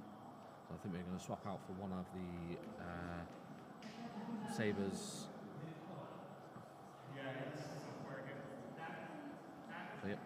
He's going to swap out for one of the other athletes, Sabers, because he likes it to be orange. It's very much a colour choice for a lot of athletes.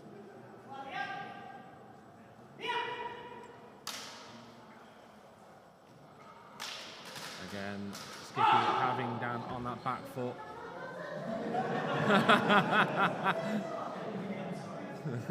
Skippy just continuing after the stop there. Kind of a little bit blinded, a little bit red mist. Bit of a discussion by the officials and star judges. Do apologise. For the time being, it looks like we're down to one camera. I managed to knock the other two out, it seems, while changing position. Oh dear. So as long as this angle keeps everything in focus.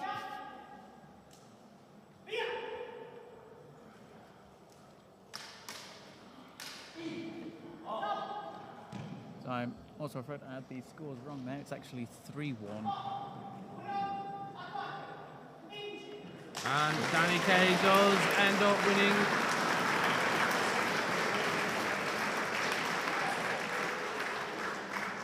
There is style penalties from both style judges to Skippy for those declarations.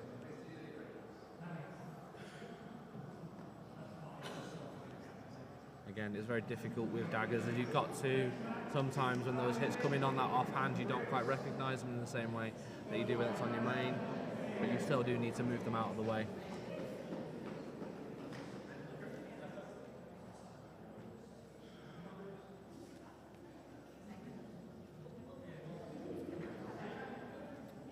So now stepping into the arena, we have Andrew Nye and Bruce Valler, Bruce being in the red, Andrew Nye in the brown. Bruce there doing a little bit of housekeeping, getting rid of some debris on the floor left by another athlete at some point.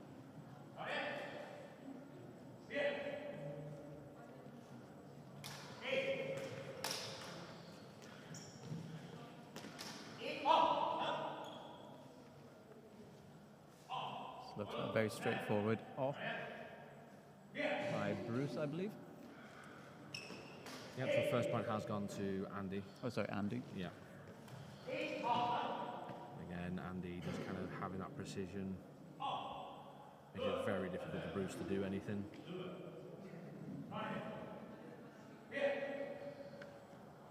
Well, Bruce manages to get a point through there.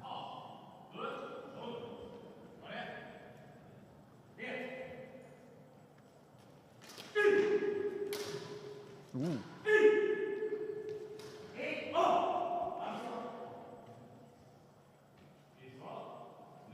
Some very quick exchanges there between both athletes, resulting in an Issawa.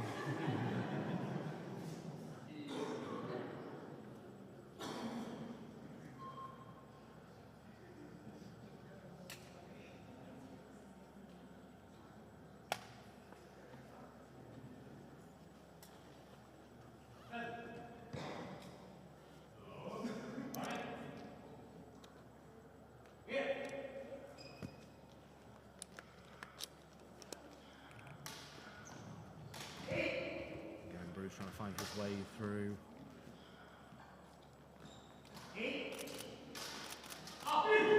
Andy on the offence. That brings it to 3-1. Someone has seen something.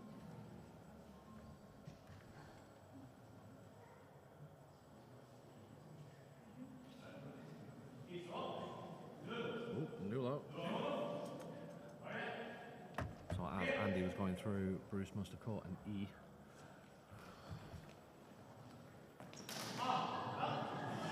Once again, Andy showing that kind of pendente, but then holding it above the head.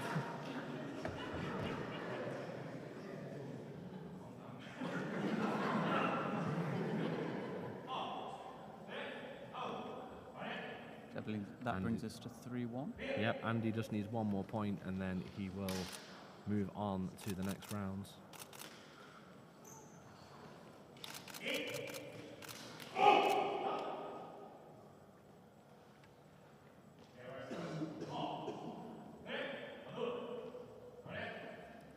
Bruce bringing it back in again, keeping himself within 1 point.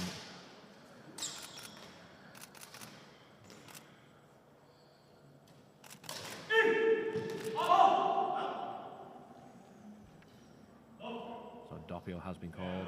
Both athletes scoring a point on each other at the same time.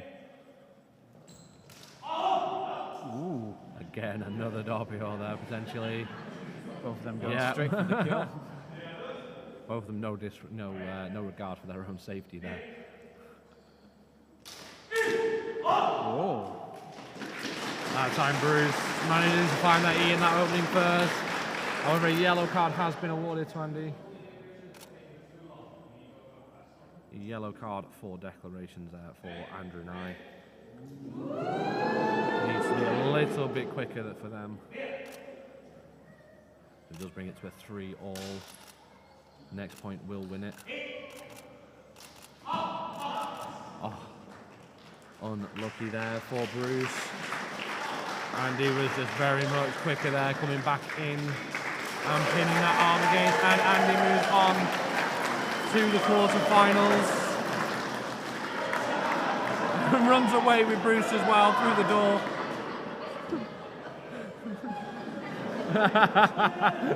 We have got a fantastic photo of that.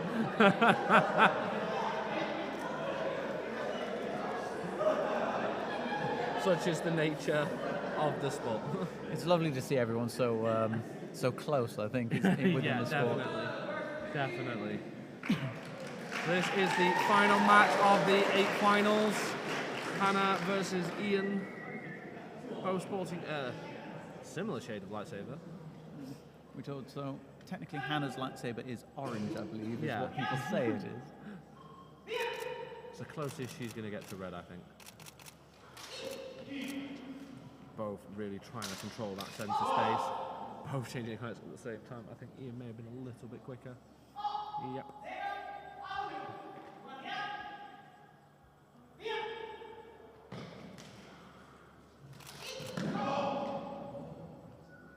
We had a dive roll there.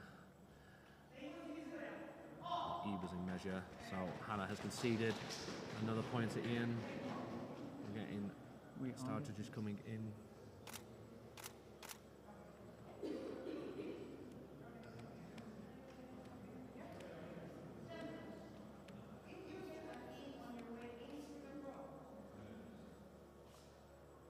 Looks like the star judges may have seen an E, but Ian's advised that he did not feel it.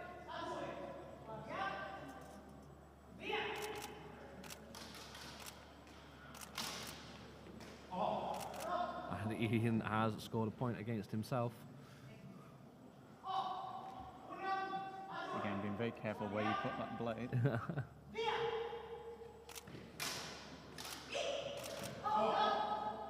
Ian very much changing those hands, changing those heights, managing to get through.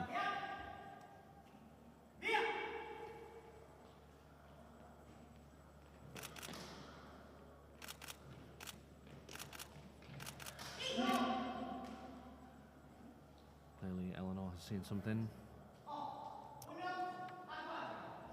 And that ends the duel there at 4-1 to Ian.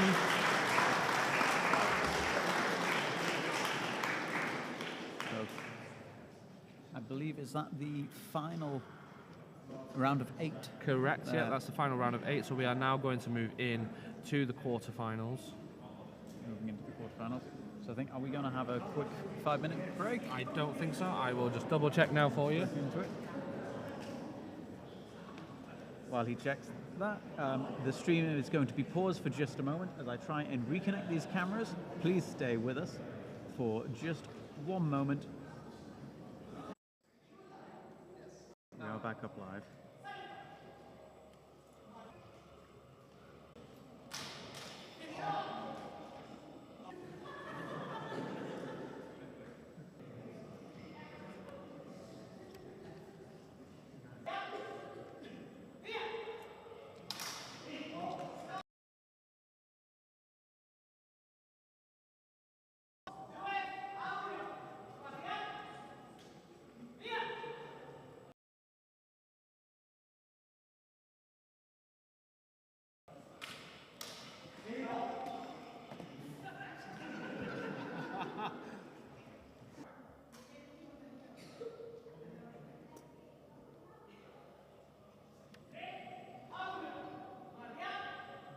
So the score is currently 3-1.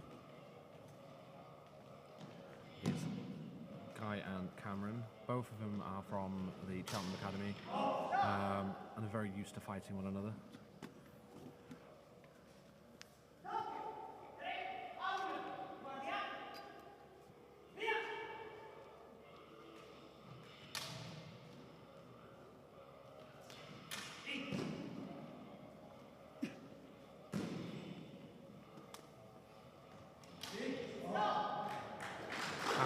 Guy manages to find that space to come through there.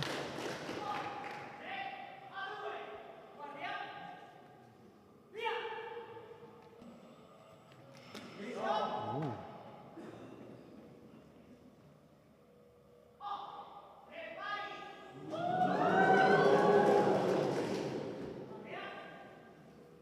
Leads it to a sudden death. It's the kind of thing you want to see in the quarterfinals. There may have been an E on the way through. Nope. So Guy moves on to the semi-finals, taking Cam out.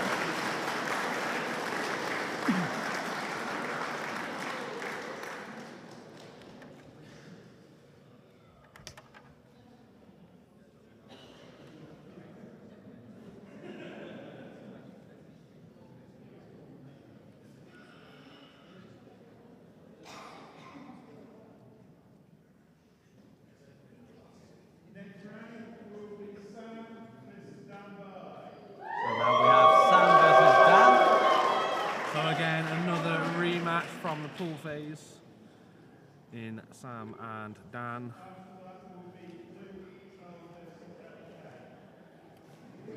Also, two athletes who train with each other regularly as well.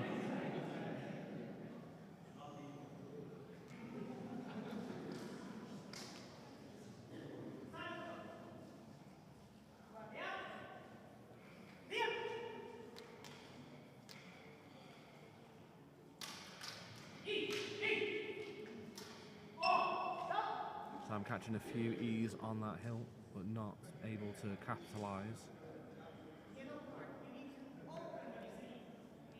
However, Dan has been awarded a yellow for not removing that sabre out of the way.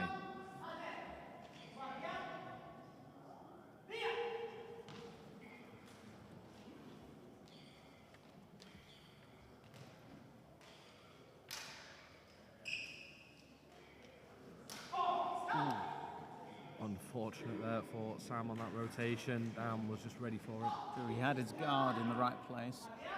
Just Sam being able to angle around.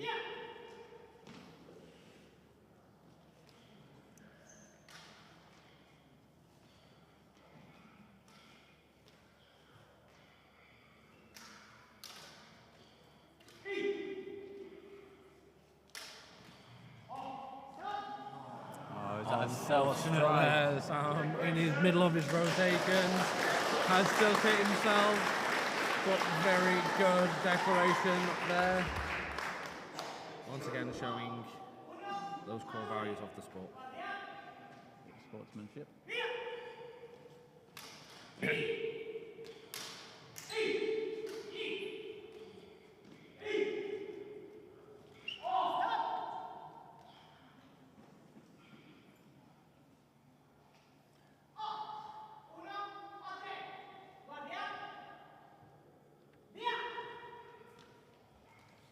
That's a point for Dan, I believe.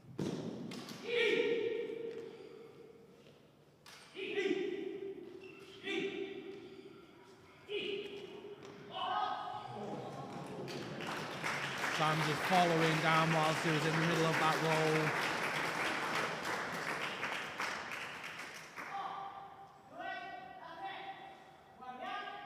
Sam doing everything he can to stay in this.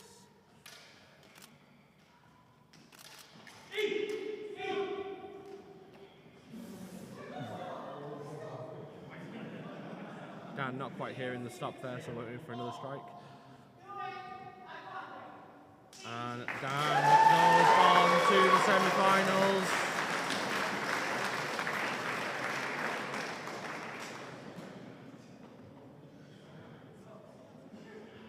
So I believe now this is the penultimate quarterfinal we're about to go into. That's correct, yeah. We've got Luke Tull versus Danny Kay. So again, Bristol versus Birmingham here. I think one thing to note about the Ludo competitions is just how fast they tend to go once they... Yeah, I mean, we very rarely, like, we have a time limit on each fight, but we very rarely even hit those time limits, just because there's a lot of things happening in a very short length of time. True. Well, I admit, you know, I was booked in until 5 o'clock. So. Don't worry, you'll still be paid.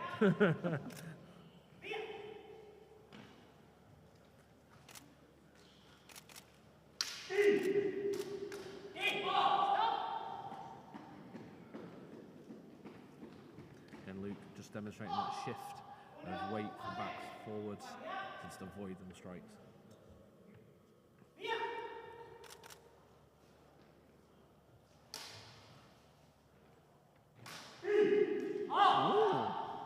Danny attempting there to catch that E, but just wasn't quick enough following up.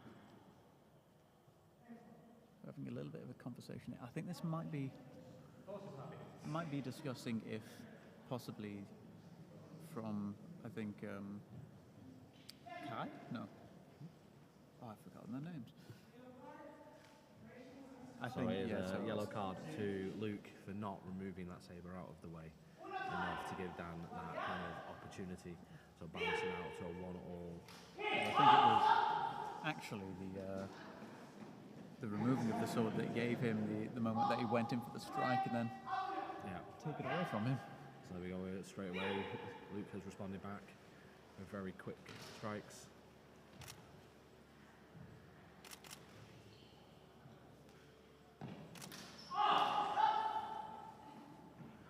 Dan trying his hardest to get out of the way there, but just wasn't quite successful enough.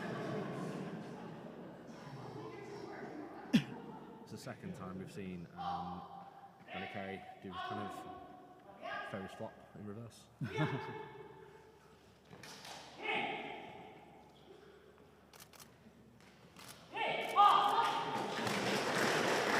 Kind of felt a little bit there that there was a masterclass in how you use groundwork. So very much a case there of high risk, high reward, I think. I'm not sure if he had missed that first attack that he could have stopped himself going out of the ring. I don't know, is to say the least.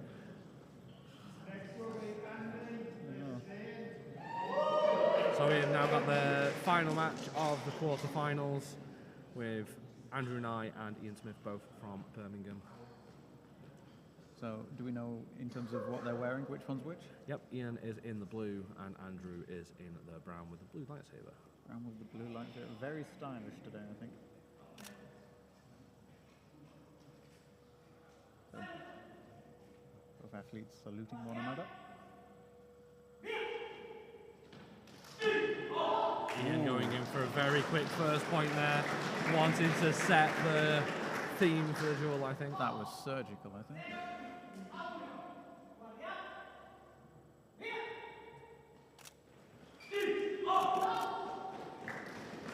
Once again, Ian just straight away not playing here.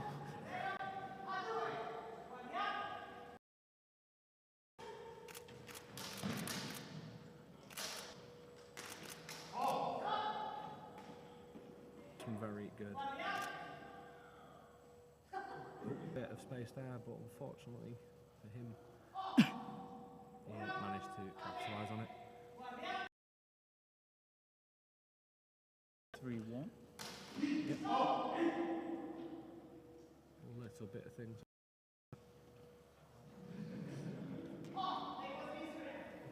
The strike was in measure, so Andy has now brought himself back into the game here.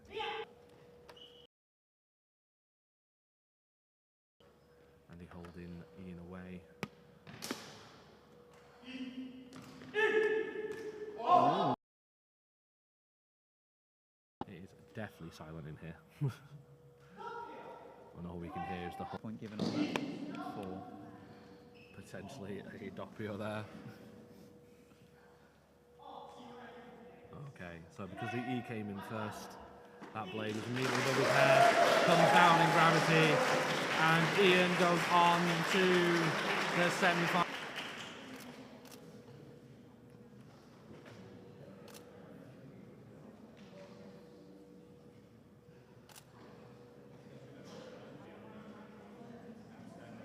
So refs having a bit of a discussion. Not entirely sure why. I think they're just clarifying some of the points that happened in that last fight, just so that they're all on the same page before going into the semi-finals, which we should hopefully be going on to in just a few seconds. I do apologise if you're seeing on the bottom of the screen, it might say semi-finals, because I've never been known how to spell finals. Well, let's find out. You spelled quarterfinals, right? Taking It's that not as a updated win. yet, I don't think, with the semi-finals. So There we go. That's currently what sounds like a ice cream truck playing. I wonder how many people are going to run out to try and catch that. So it looks like we may be having a little bit of a technical issue with the overlay, saying quarterfinals still. We are going to go the semi-finals. I think it's just taking a little bit of time for it to update.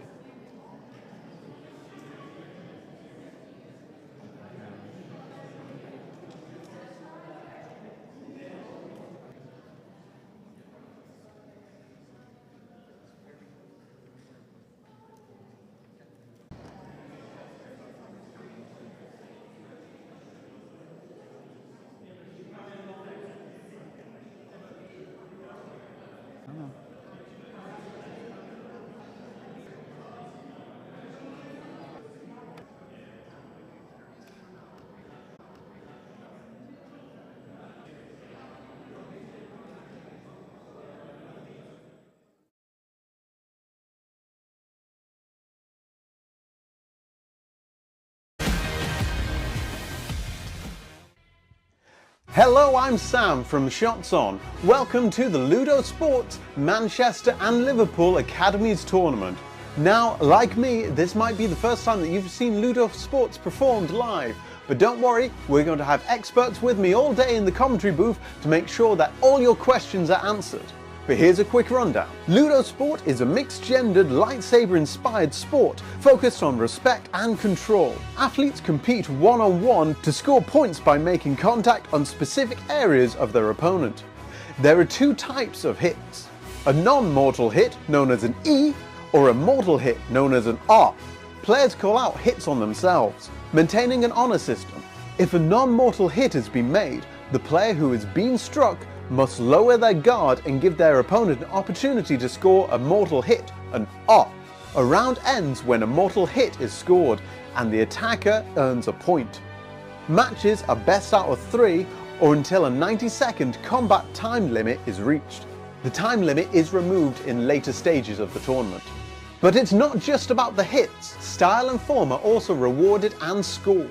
Players control and use of their chosen comp to both a combat and a style champion and leaderboard. That's the basics. For more information, you can check out ludosports.net or the links in the description here. If you have any further questions, leave them in the comments and I'll try and get them answered throughout the day. Ooh, before I forget, give Shots On a subscribe. It really helps grow our channel and allows us to continue filming new and exciting sports and activities. Now, let's go see some lightsaber dueling.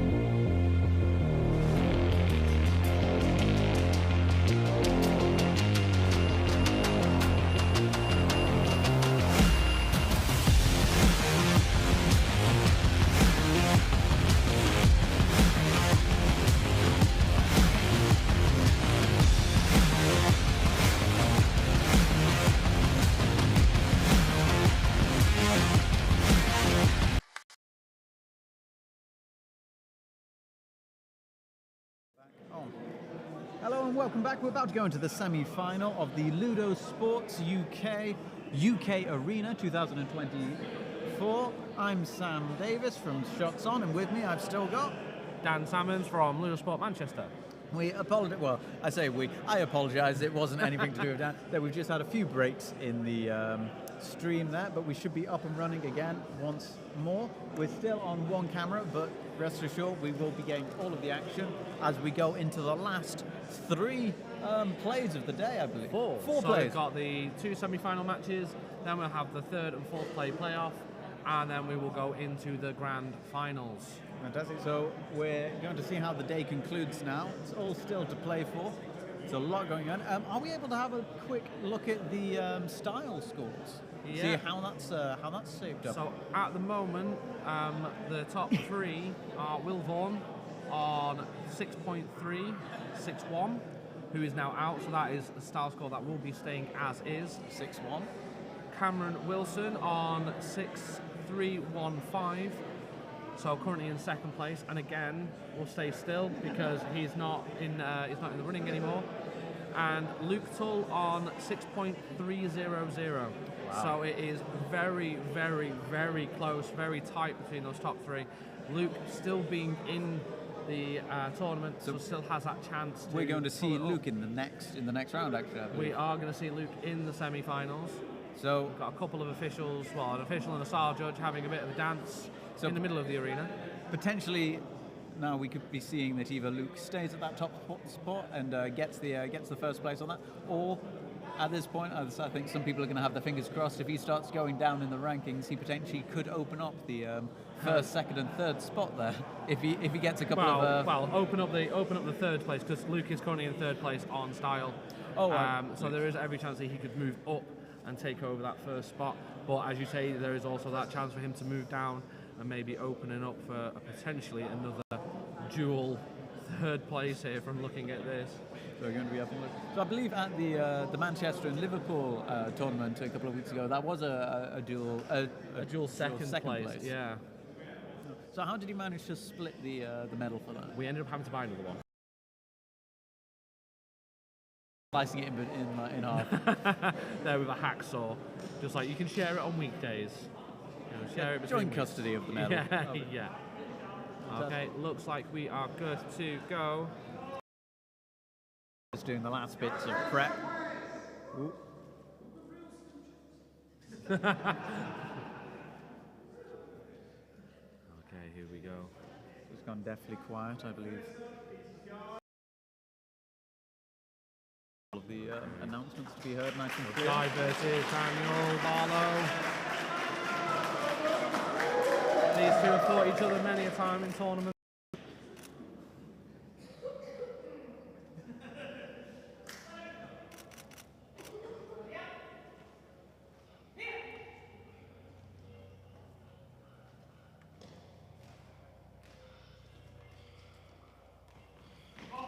The tension in the room is palpable.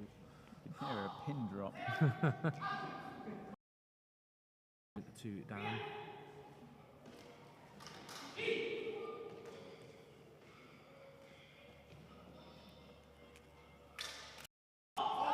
Dan is currently fourth on the style leaderboard, so there is every chance that, depending on how well he does, he could bring this in as well to potentially secure a podium position for style.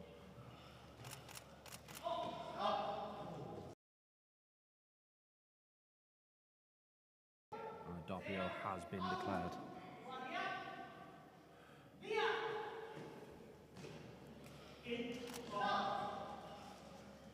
Down there getting a quick hit to the hands, then hit to the body.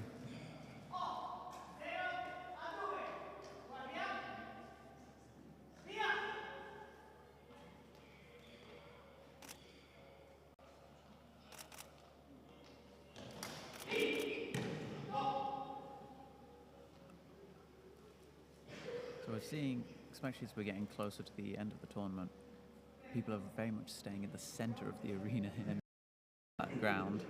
I think a lot of it is because as the day goes on, especially after having a full day yesterday as well, we've got some tired athletes, so they're trying not to move around too much to exhaust it, especially at this point now where they're very close to podiuming.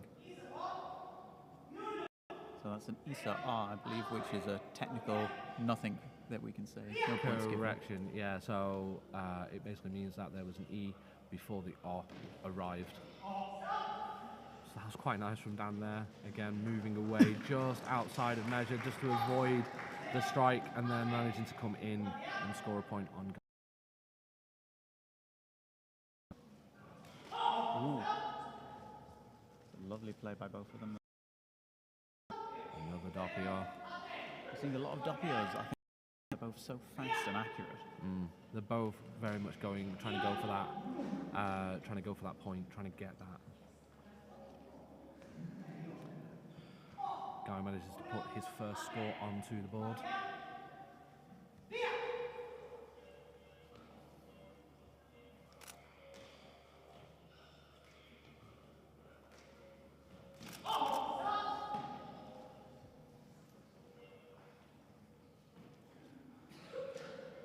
Sure what happened there. Doppio has been declared again.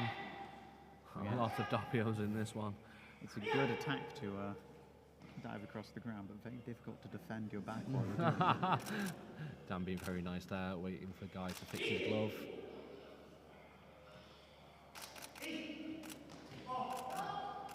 Looks like Dan may have just got in there. And So Dan moves for on Dan. to the finals.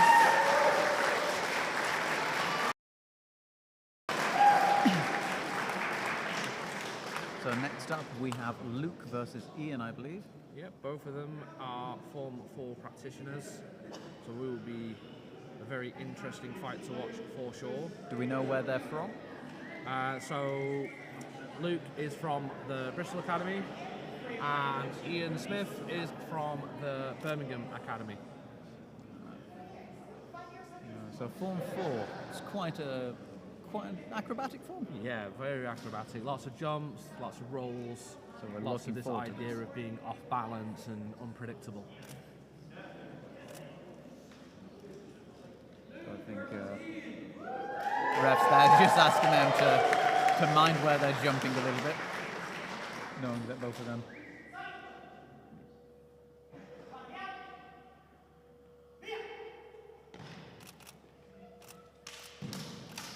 Of trying to get the measure of one another.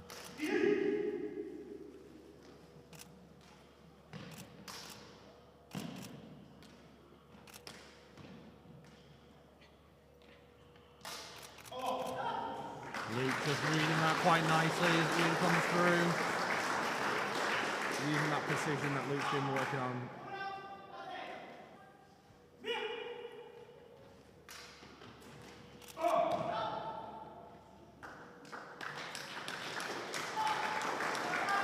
Ian manages to get a point there as Luke is shifting his weight.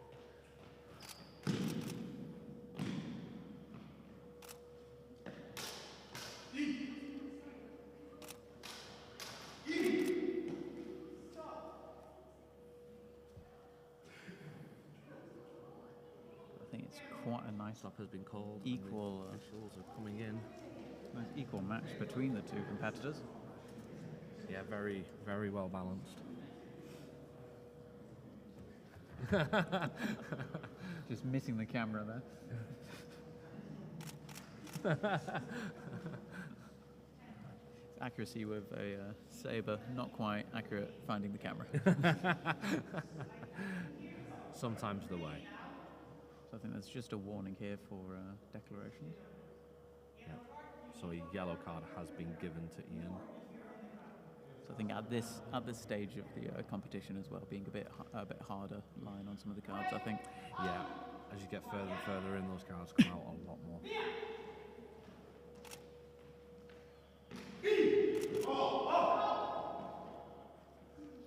Lovely pose in the air.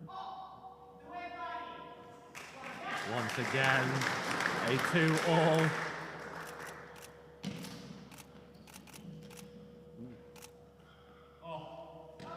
Oh, that was like a very disappointing for Ian on himself, but again, absolute fantastic values of the sport once again.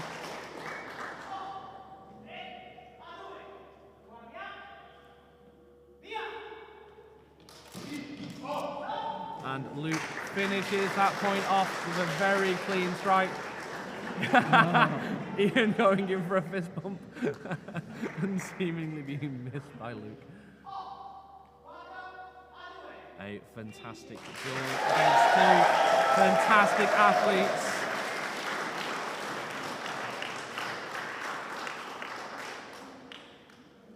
So I think we're going to see Ian back in for the third place playoff now. Yep, so we'll have the third place playoff between Guy Wilson and Ian Smith, and then we will be quickly followed by the finals with Dan Barlow and Luke Tull. So no matter what those two have ended up on the podium for war, and we will see where they end up, whether in that first or second spot.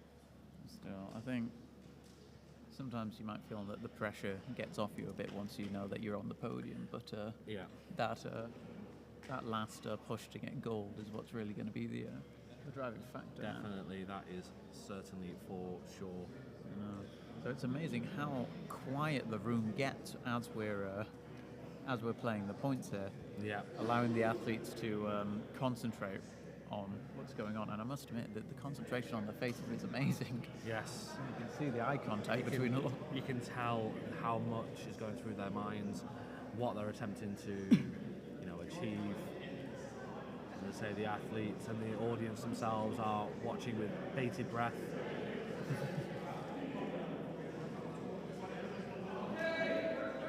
So now we're coming in for the third place playoff. So we're now going into the third place finals between Guy Wilson and Ian Smith from Cheltenham and Birmingham, respectively. This is not the first time that Guy has been in this duel.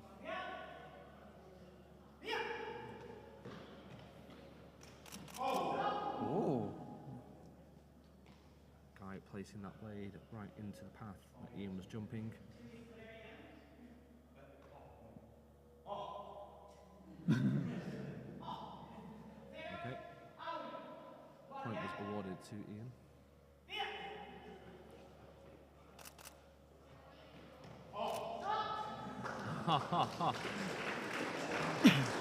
so I'm not quite sure what happened there. Guy went in for a strike and it was just nice and slow. But he made it.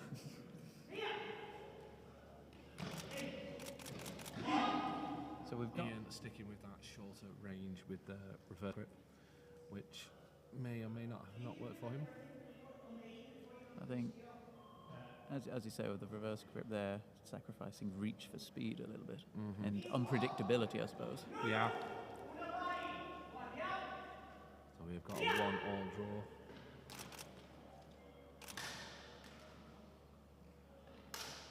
Both athletes kind of aiming for a Form 4 style here.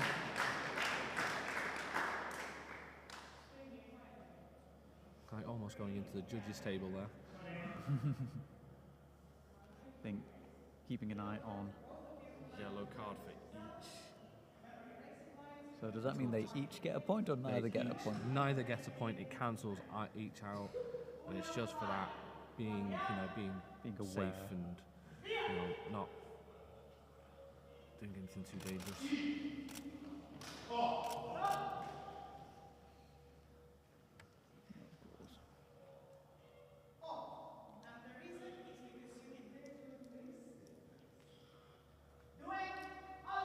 So are you able to explain what just happened there? So Guy managed to score another point as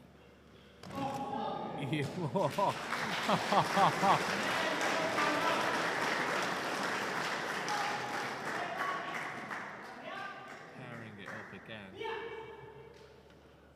Quite a lot of stuff going on here. Ian again going in, catching that E and then finishing off with the R. So first time ever in this duel, Ian is now ahead.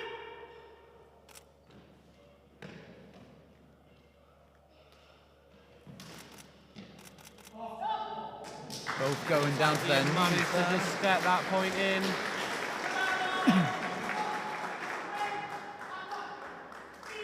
Ian secures himself to third place.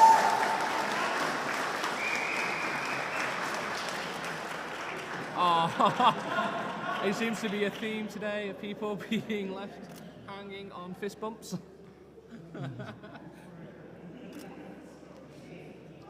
It's all right. I got a photo of that, so he can fist bump himself later.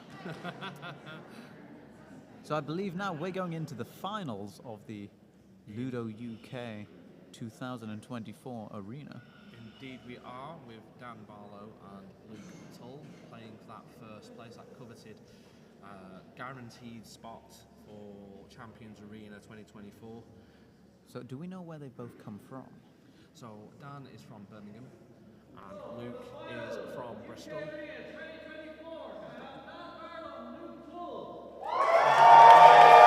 Fantastic duel.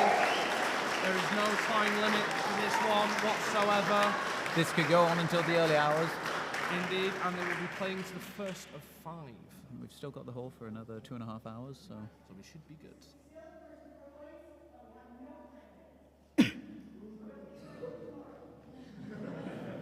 So sorry, we are going to 4 points, no time on.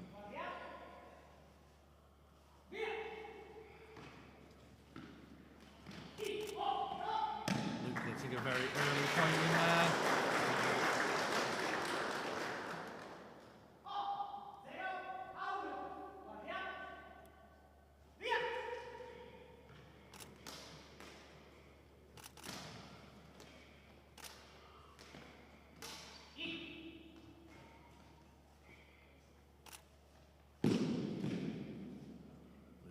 Trying to control that centre. Dan trying to find a gap and a space.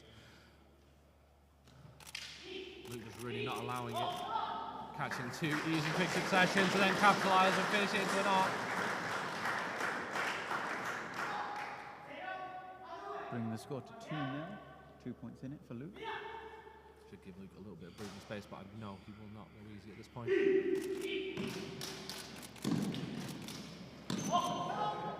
Really good kind of the reaction time there. Exchange there. That was fantastic to watch there.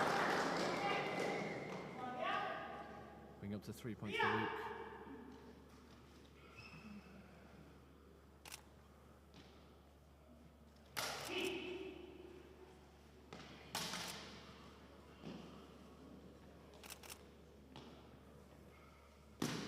Again, just trying to find that gap. Ooh. Dan manages to find it first. Dan's on the board. I think Dan being a bit more defensive there, knowing that he's only got 1 point left, but being able to wait out his opponent there. Yep.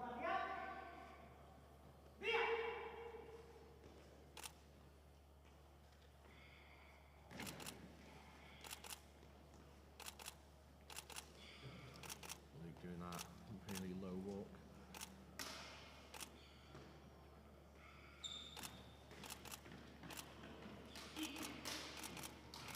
Quick change of hands out. This arms down. Heading for a 4th point. What a fantastic moment. What a way to score your final point. Magnificent. Other than a disarm.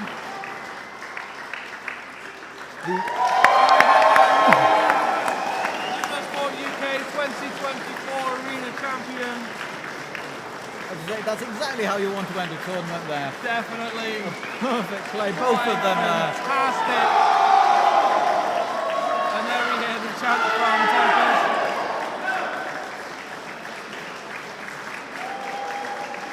Absolutely fantastic final battle. Well-deserved salute bows there for Luke Tull, the champion of the UK Arena 2024. Just waiting for the style scores to come in for that final, and then we'll be able to see who is also our style champions as well. Has Luke done enough to push himself up? Amazing to see there. That final play, absolutely spectacular. In fact, I'm going to see if I can actually get that back up so we can watch it again. Definitely. I know I personally would love to see that again. To see this disarm. Let's have a look. Hopefully this works here. Here we go. Disarmed and Straight continue with a through. reverse grip. Absolutely. Such a fantastic point, and you can see it on Dan's face as he comes around from that rotation of like, oh, what a game. I think from the look of it, Dan was trying to change from a reverse grip back to a normal grip, but not quite getting there in time. Absolute fantastic. Amazing plays there. I'm going to very quickly go over to the judges' table just to kind of get everything finalised there.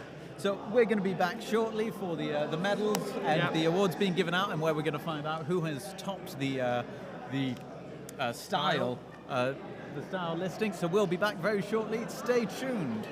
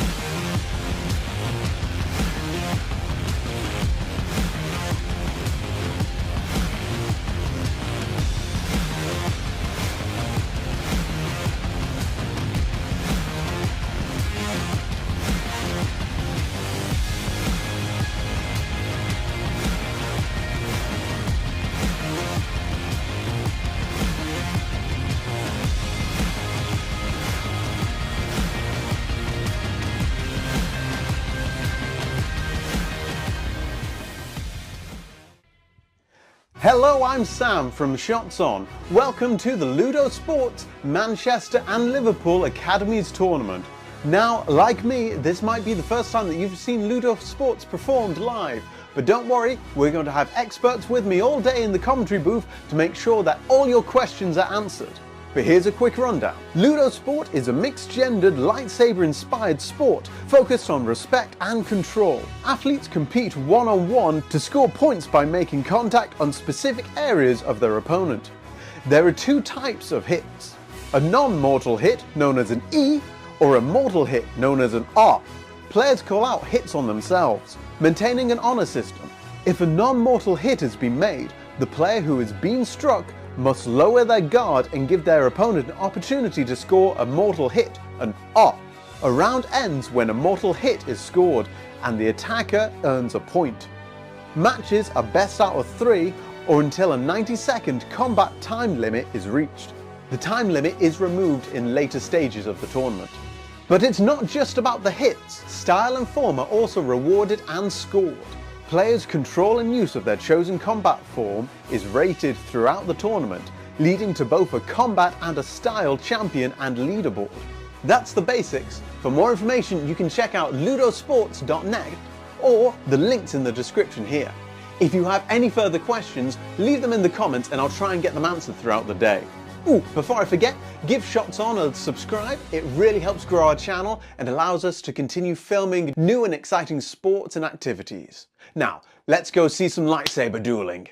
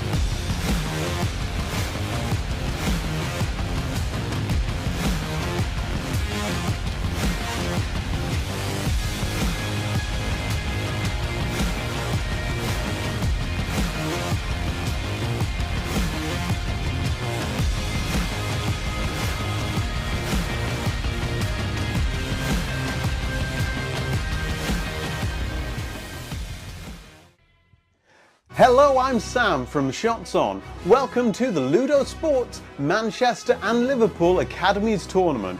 Now, like me, this might be the first time that you've seen LudoSports performed live. But don't worry, we're going to have experts with me all day in the commentary booth to make sure that all your questions are answered.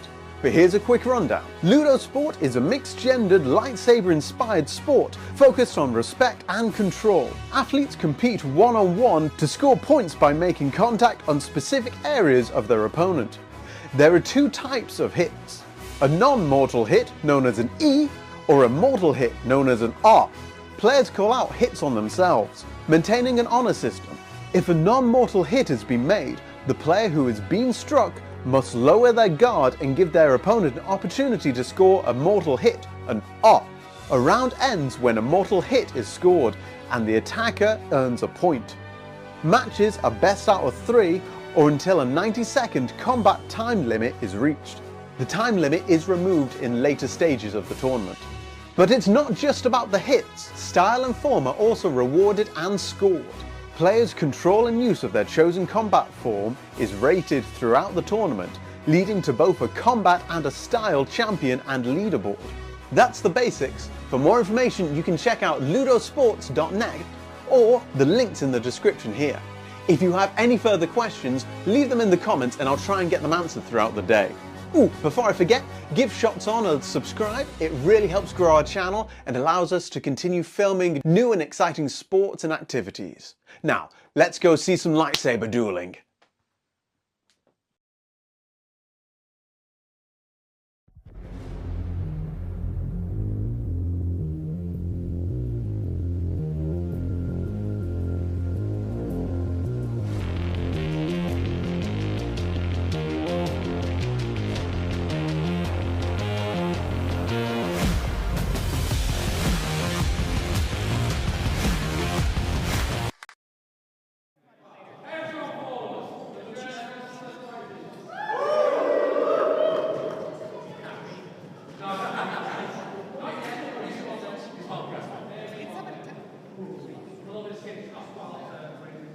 That is some ideas.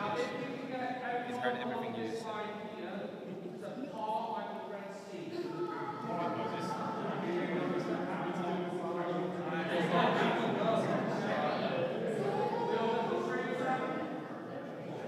Okay, brilliant.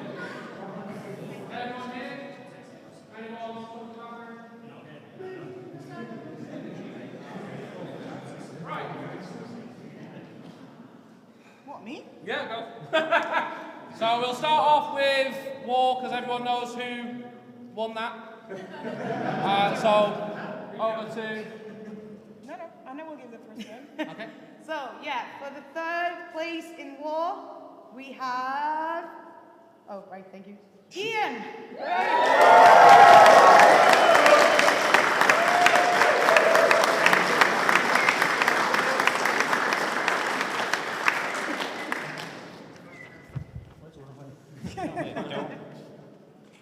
And second place in war, Dan Barlow.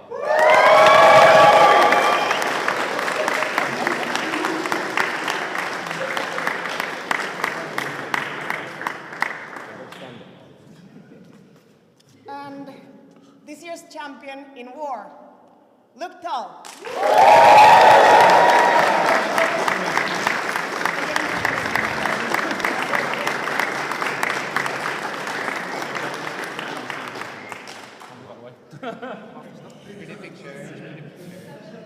Oh, sorry, I have to pose.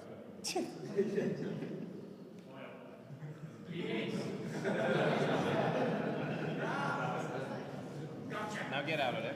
Yeah, that's enough.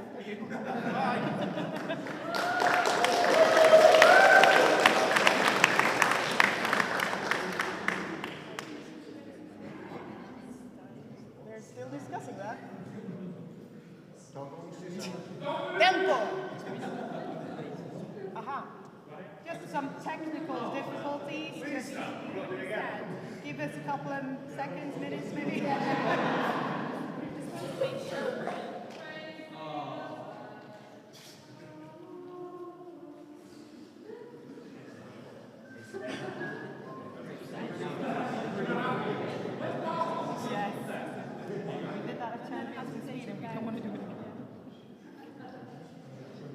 No, maybe?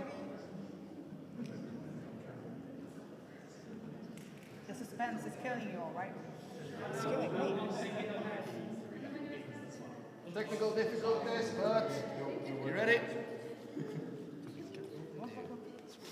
So, third place, style winner for UK Arena, Cameron.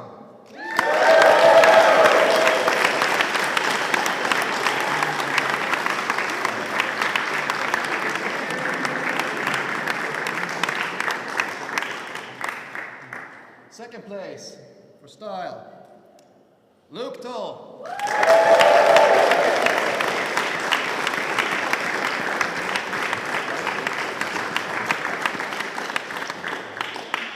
And the first place in style for the UK Arena is Will.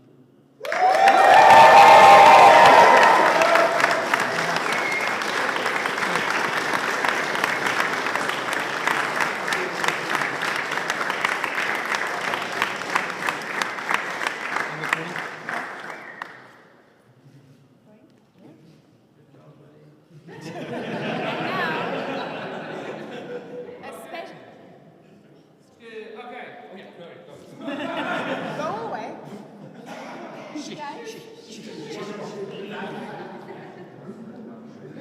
A special prize, the Curie Award, is given to Andrea. Can you come?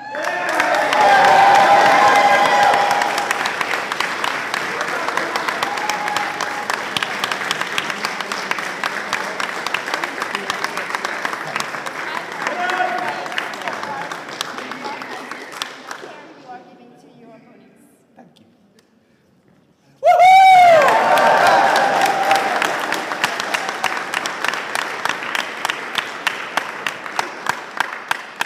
Okay, so as everyone knows, every year at UK Arena we always give out a best rank. This is for those who have been recognised in their respective ranks for stuff that they've done throughout the year. So without further ado, for the Novizio, we have Dan Eagles.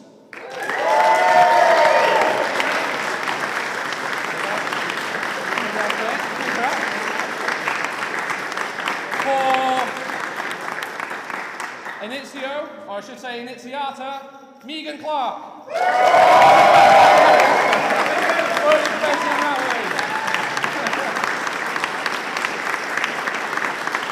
And finally, because we don't have any Cavaliere yet, for Academico, Luke Toll.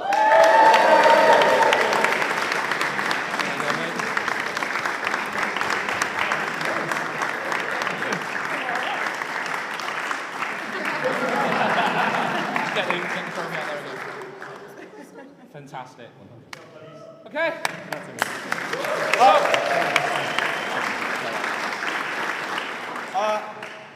Unfortunately, 2 weeks ago, I lost my friend.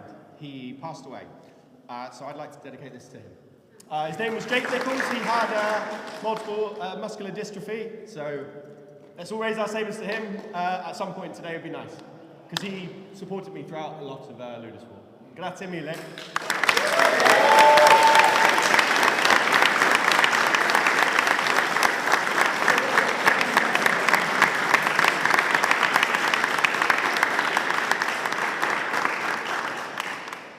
So, the night before this tournament, I shared a room with Sweet Henrik here. He has given me outlandish, nightmare stories of some tournament that has been happening abroad. So I walked into the tournament and hoping, please, for the love of God, let this be a normal tournament. And you didn't disappoint. Thank you so much for making me invited to this tournament. You have set a standard for all the national tournaments I will attend in the future, and I hope to see you again soon.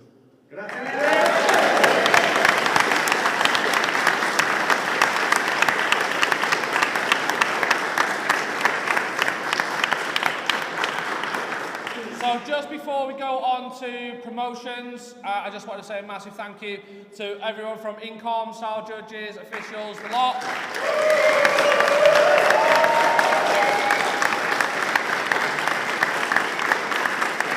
Thank you to Dan for organizing all of this.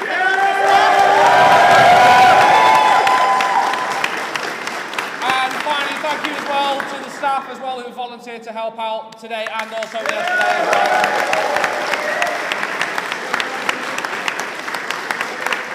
Wait. I don't know them for showing up. Yeah, them as well.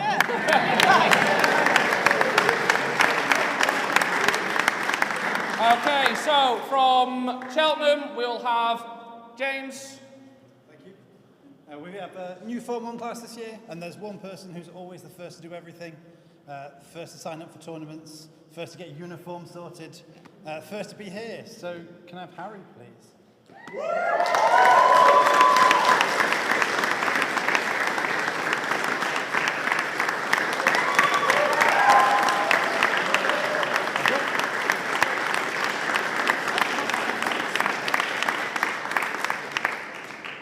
Next, can I have Sam and Tom from Coventry? You don't need that, mate. Lily, step forward. Get out here, Lily.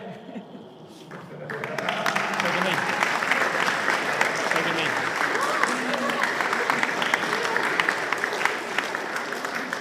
So, you've overcome your fear to be here. You've overcome a personal milestone. You've contributed massively to Coventry, and we recognise and value that. So we happily promote you from novizia to iniziata. Congratulations.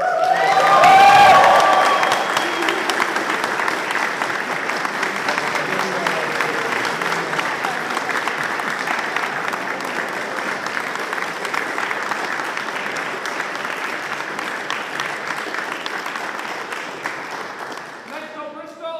Okay. Whoever's going for that one.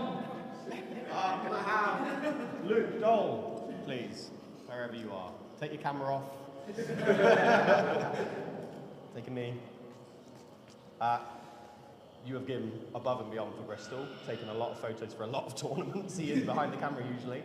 And you turned up to UK Arena and you did well. Well done, mate. I promote you to iniziato.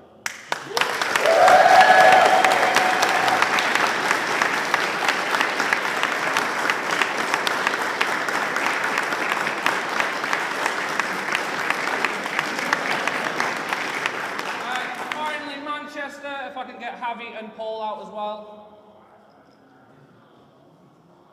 Yeah, be quick. You should have been prepared for this. You know what's happening.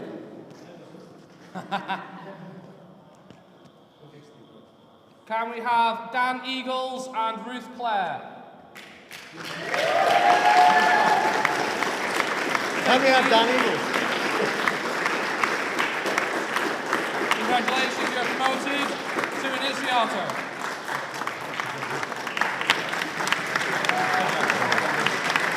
Very good.